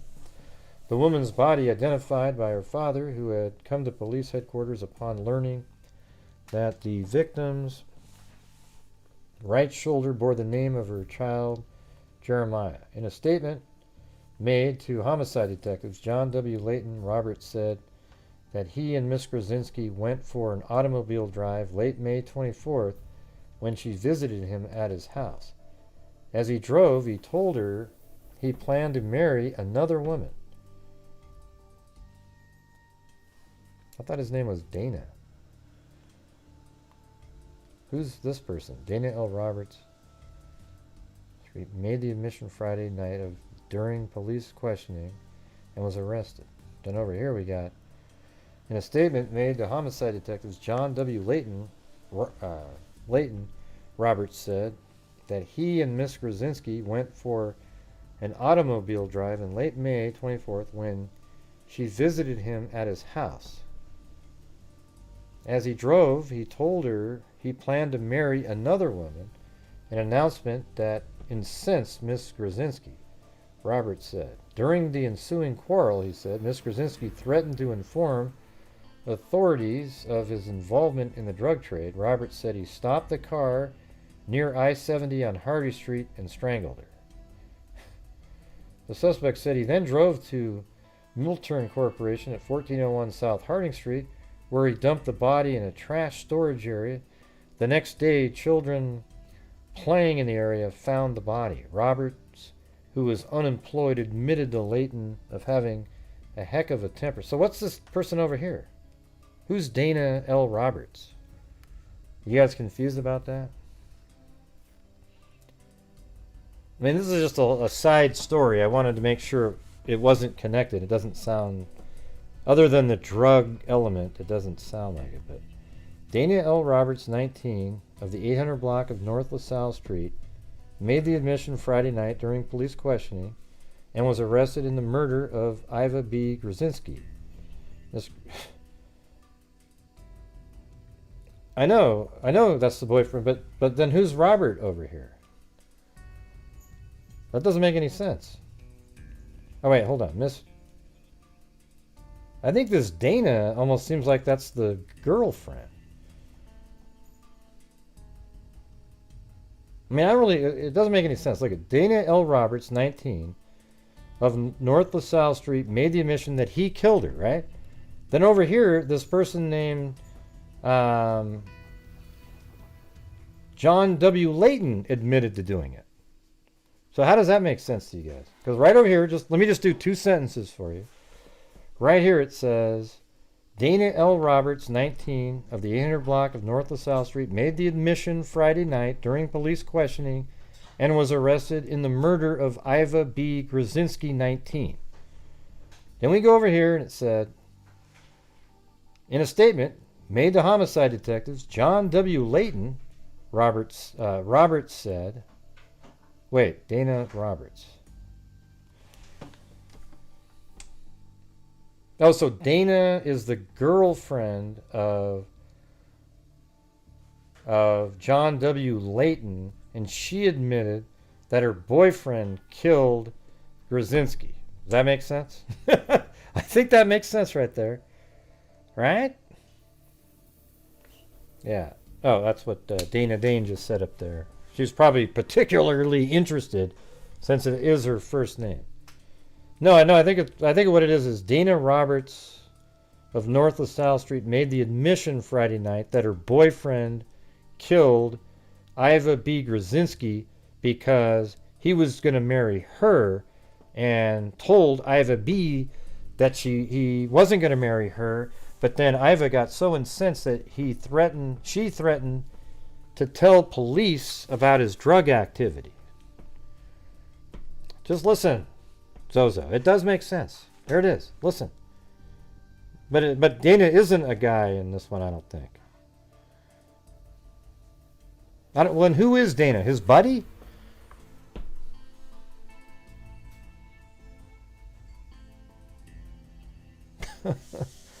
See, I thought Dana was a guy first here, but it says Dana L. Roberts, 19, made the admission Friday night during police and was arrested in the murder of Iva B. Grzinski. So this guy named Dana was arrested, right? He was arrested in the murders. In the murder of Iva B. Grzinski. But then we get over here and it says, in a statement made to homicide detectives, John W. Layton Roberts said, what? Oh, the detective John W. God, my brain just went absolutely nuts right here. That guy's a detective. made to homicide detective. I don't know why I didn't see that, but anyways, John W. Layton's a detective. God, what an idiot. Jesus. I mean, I was just sitting there going, how does this make sense? And it's because I read it wrong the first time and never went back to that one. Yeah, so it is Dana L. Roberts is the boyfriend of Miss Grzinski, and this detective John somebody over here. I don't know why that didn't pop into my head, but yeah, anyways. John W. Layton is a detective that the boyfriend, Dana, who I originally thought was the killer, and then switched it because my brain didn't work correctly. Dana L. Roberts told John W. Layton that he and Miss Grzinski went for an automobile drive late May 24th when he visited him at his when she visited him at his house. And so as he drove, he told her he planned to marry another woman, whose name isn't Dana, because that's a guy. That's pretty funny. Well, thanks for getting me to look at it again there, Dan. I don't know why this made me think that there was a guy named John W. Layton. In a statement made to homicide, I think I just went like in my mind, in a statement made to homicide by John W. Layton. But then it was like Roberts said, and yeah. Well, it makes sense now, though. So, in short, Dana Roberts, who was dating Iva B. Grzinski, hell, maybe he's even the father of their child, decided he didn't want to be with Iva anymore and was going to marry another woman. And then after telling Miss Grzinski that, she then threatened him by saying, during the ensuing quarrel, he said Miss Grzinski threatened to inform authorities of his involvement in the drug trade. So then Roberts stopped the car near I-70 on Harding Street and strangled her to death. He then drove to the Mill Turn Corporation at 1401 South Harding Street, where he dumped the body. That's where it was found earlier. You know what I'm saying? God, it's amazing if you just don't read it right. It's just, ugh. God.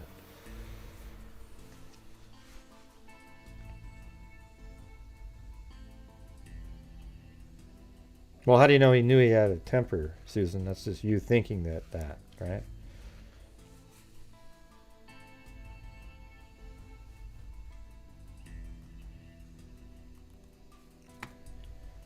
All right, police see no link with woman 1980 victim. Okay, now they're saying, an Indianapolis police detective said today that he doesn't believe the death of a woman whose body was found there Tuesday is related to the murder of an Indianapolis man who was found murdered in Johnson County. Okay, we don't have anything right now to lead us to believe it was related. The body of 19-year-old Teresa M. Mann, Indianapolis, was found Tuesday on the city's west side. Patton said something is awaiting an autopsy report on the body to determine the cause of death. We're working on the theory that it was a drug overdose. Mrs. Mann was identified by Marion County Sheriff investigators as a potential witness in the arson murder of Gina L. Price, 25, on May 5th, 1980, at her Indianapolis police mobile home. What did you call it? It's a house. No, it's a mobile home. We already know it. It's a house. Yeah. Miss Price and Presley were believed killed because they witnessed a drug-related shooting in a Speedway motel on April 19th, 1980. Huh. So they think that Price and Presley... So Price is the lady that was burned, and Presley were both killed because they witnessed a shooting. But why would... nobody died, so... Presley died of 3 gunshot wounds to the head. Johnson County Sheriff Detective Sergeant Doran Miller said today that county police officers are still working on the 2-year-old Presley murder case. As far as I'm concerned, the case is still open and we're still investigating it, he said. Do you notice like Dan wasn't even participating and then he came in to correct one thing and then he left again? Are you working right now?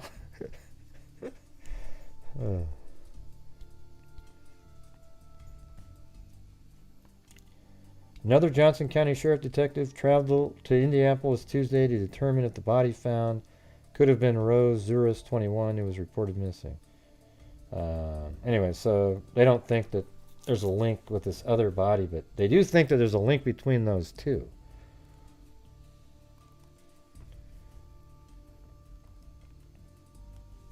While Johnson County, this is 1987 now, 7 years later. While Johnson County Prosecutor's Office tries to extradite a suspect in a 9-year-old murder case, Sheriff Detective Lieutenant Steve Byerly said he's dusted off another old file for an unsolved 1980 murder.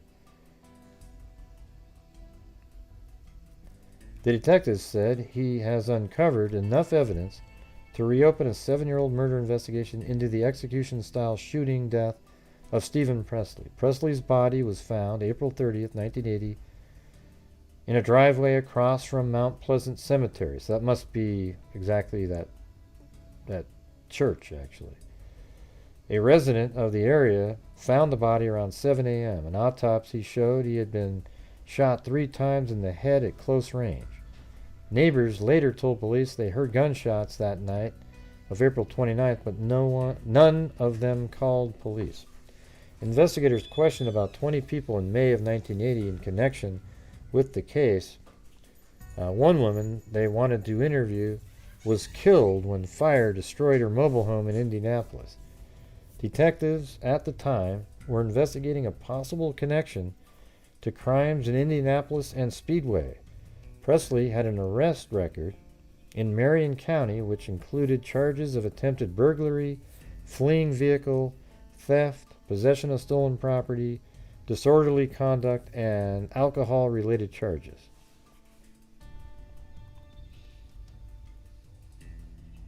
So that's about that again. What's the name of that? The Burger Chef? Let me look up something really quick. And when was that?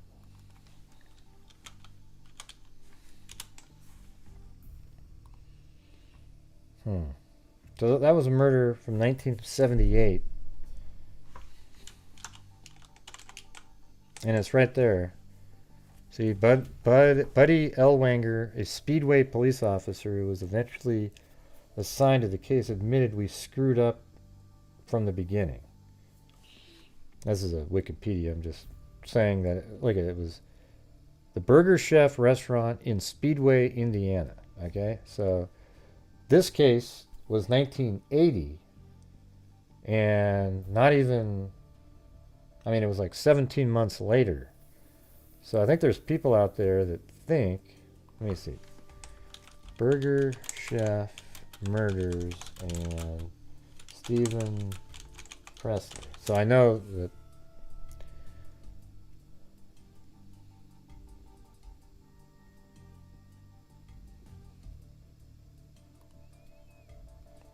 see, the murder sheet did a one on, they actually, I think this lady knows them that sent me the information.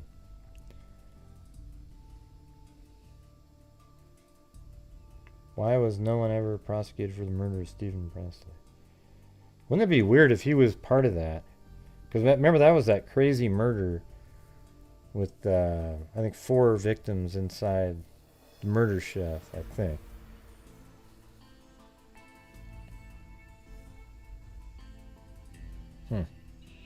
Well, who knows? Maybe they're connected somehow.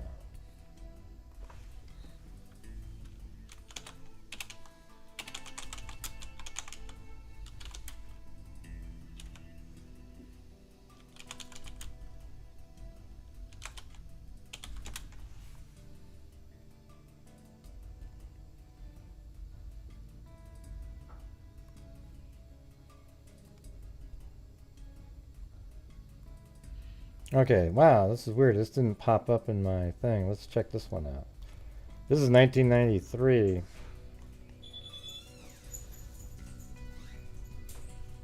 What do you mean, case of juice? I don't know what you're talking about. No.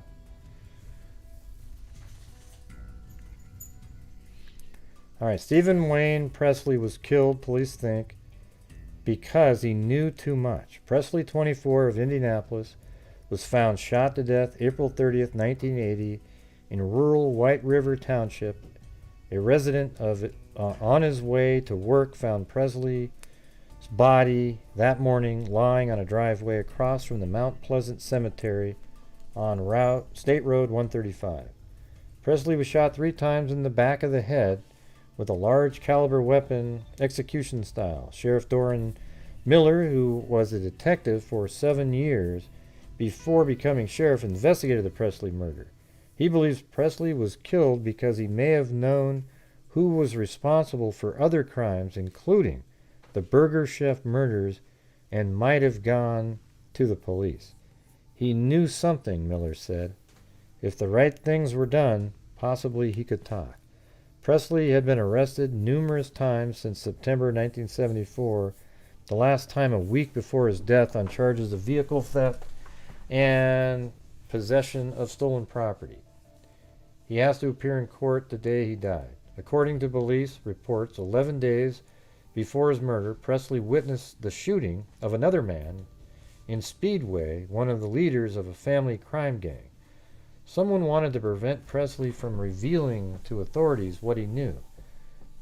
He had been shot at, Miller said. They attempted to kill him prior to them actually doing it. The night before his body was found, Presley went to an Indianapolis party. They set up the party and got him high and drunk, Miller said. 3 other men allegedly coerced Presley into a van, then drove him south to an isolated spot on Johnson County where he was shot, in Johnson County. After Presley's death, detectives retraced his whereabouts and questioned dozens of people about him, but they never got to interview one of his acquaintances, Jana Lynn Price. So isn't that amazing? Jana Lynn Price is still somebody they think was killed just like he was, for the same reason. She was at the party and knew the setup, Miller said. Wow. On May 4th, 1980, less than a week after Presley's murder, Price died in a fire in the kitchen area of her trailer on the west side of Indianapolis. Yeah, I think she was probably strangled, and then the fire started, and then they couldn't tell how she died. She didn't have what everybody says, oh, you have to break your hyoid bone. Well, not every time. Price, 24, was beaten severely, bound and gagged. Oh, well, shit. Now we got more information. Huh? Why? Well, they're sleeping. No, I need to wake them up and drop off this one. Come on, can you just give it to them in the morning? Come back. They told me I need to... They just called you to bring the food over? No, I told them I will come back. God, you don't need to wake them up, though. Price, 24, was beaten severely, bound and gagged, and the trailer was doused with gasoline. Wow. So, obviously, I mean, we didn't know that in the original stories, right? I mean, now it's just obvious, right? So she's beaten severely, bound and gagged, and the trailer was doused with gasoline. Her body was burned almost beyond recognition. Wow, what a nightmare. Jesus. She wasn't the only one of Presley's acquaintances who turned up dead. Everybody who had knowledge about Presley killing has been murdered. Wow. So anybody who had knowledge of... To every single person that had information and knew of Presley being murdered has been murdered themselves. That's insane. Miller also believes Presley may have been killed for having knowledge of the accomplice's possible involvement in the Burger Chef murders. Okay, so what does it say? Miller also believes Presley may have been killed for having knowledge. Huh. Wow. This is nuts, man. Everybody pumped a bullet in his head so no accomplice could implicate the other without implicating himself, the sheriff speculated.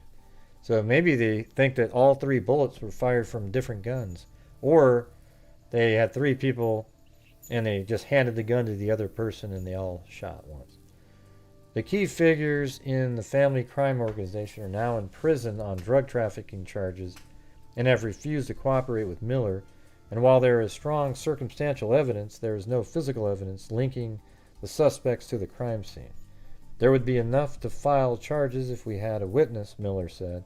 This group of people always made sure there were no witnesses. As far as I'm concerned, we know who murdered Stephen Presley, Miller said. They're in federal prison. No one's willing to tell us. Anyone who could is now dead.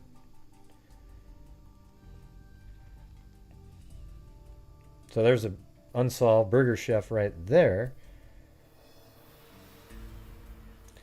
Julie Seafried, a 17-year-old Indianapolis runaway, was shot. Her body was found November 11, 1977 in a Clark Township field. Carolyn Sue Shreve was charged with the murder but found not guilty. Well, that's certainly more interesting there now, isn't it?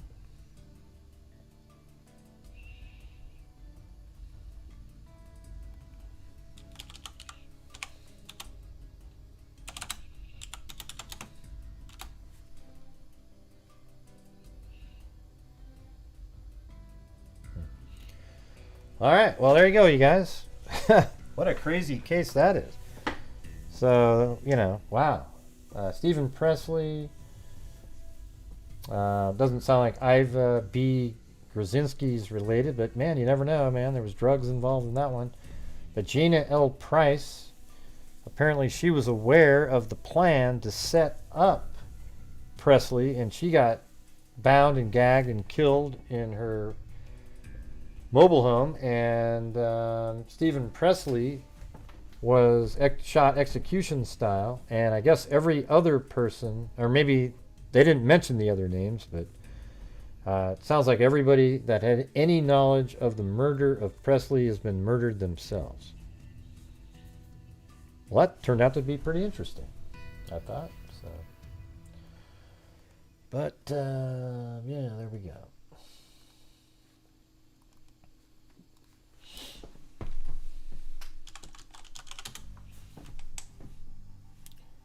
Good night, Lumbrouge.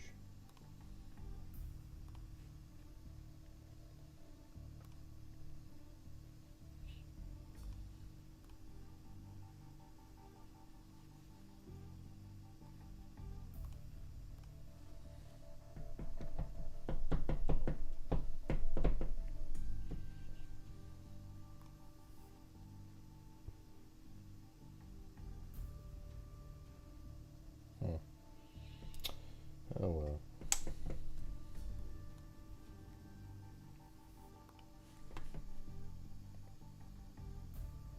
Well, I didn't say it was involved. They just think that maybe they had knowledge of it.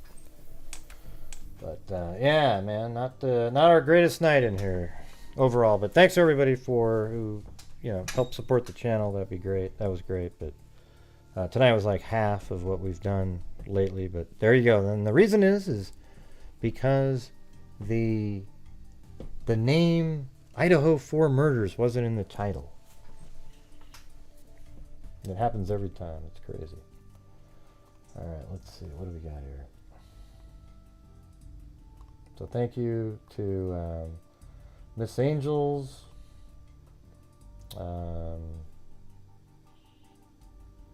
Kathy Applin, TTJO Tracy, and Joanne Victoria. Yeah. Oh well. Sometimes there's just nights like that.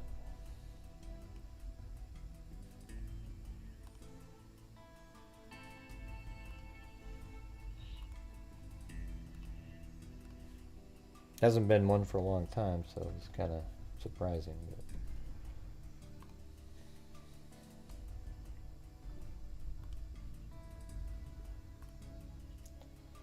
So thank you to Christy Kazi, Lisa Murphy, KT Recovers, Alley Cake, The Mike D Experience, Miranda Lee, Mary Glaviano, John C., Leah the Libertarian, Candalee Woodward Stone, The Mike D Experience. Thank you.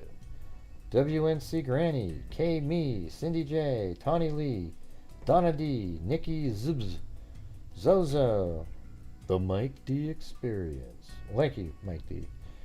Gunmo, Travel and Teresa, Annie T, Linda Howe, as in Linda Molden Howe of the Cattle Mutilations and Crop Circles, Jamie, Moofies, Jessica Schubach, Reviewed Popcorn, Eugenie, Reviewed Popcorn, Kathy Shiflett, Kit Kat, Nicole, Kit Kat, Mag, Simple Life Days, Brian Harmon, Jan Allison, K Me, Kit Kat, Moofies, Labambi, Vasserini Granny, Nikki Zibs, K Me, 8675309. That was weird. That seemed like that was so long ago in the evening when she typed that in. Cool, a cold case. And then Vasserini Granny, Scoutin' Dude, Tawny Lee, and Joanne Victoria. It's weird. Like that whole hour. I mean, that was amazing. Because she said that when I started doing that last cold case, it took an hour and 20 minutes, and that's when it just went.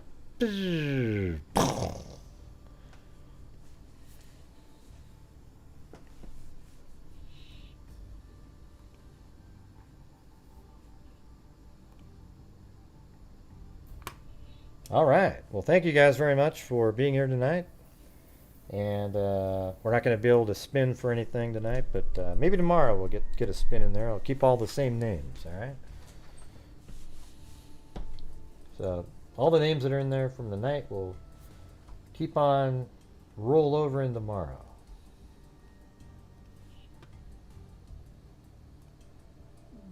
Yep. There goes my stomach. Yeah. Anyways, I hope you guys thought the show was interesting. The Bridegan case is pretty interesting, and I guess there's going to be a press conference, so make sure to send me the link, and it'll be sweet. And thanks, Dan, for having me re-look at what the hell I was looking at.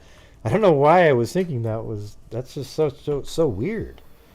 Maybe I'm getting a little bit of dementia or something. Jesus, I mean, although nobody else corrected me, so what's going on there? It was on the screen.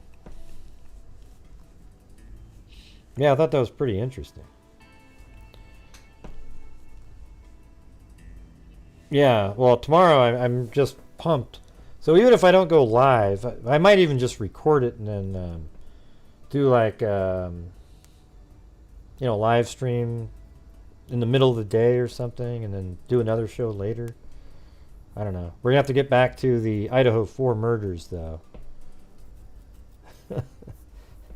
I'm going to do the Apple. Yeah, I think I do need something like that, an Apple.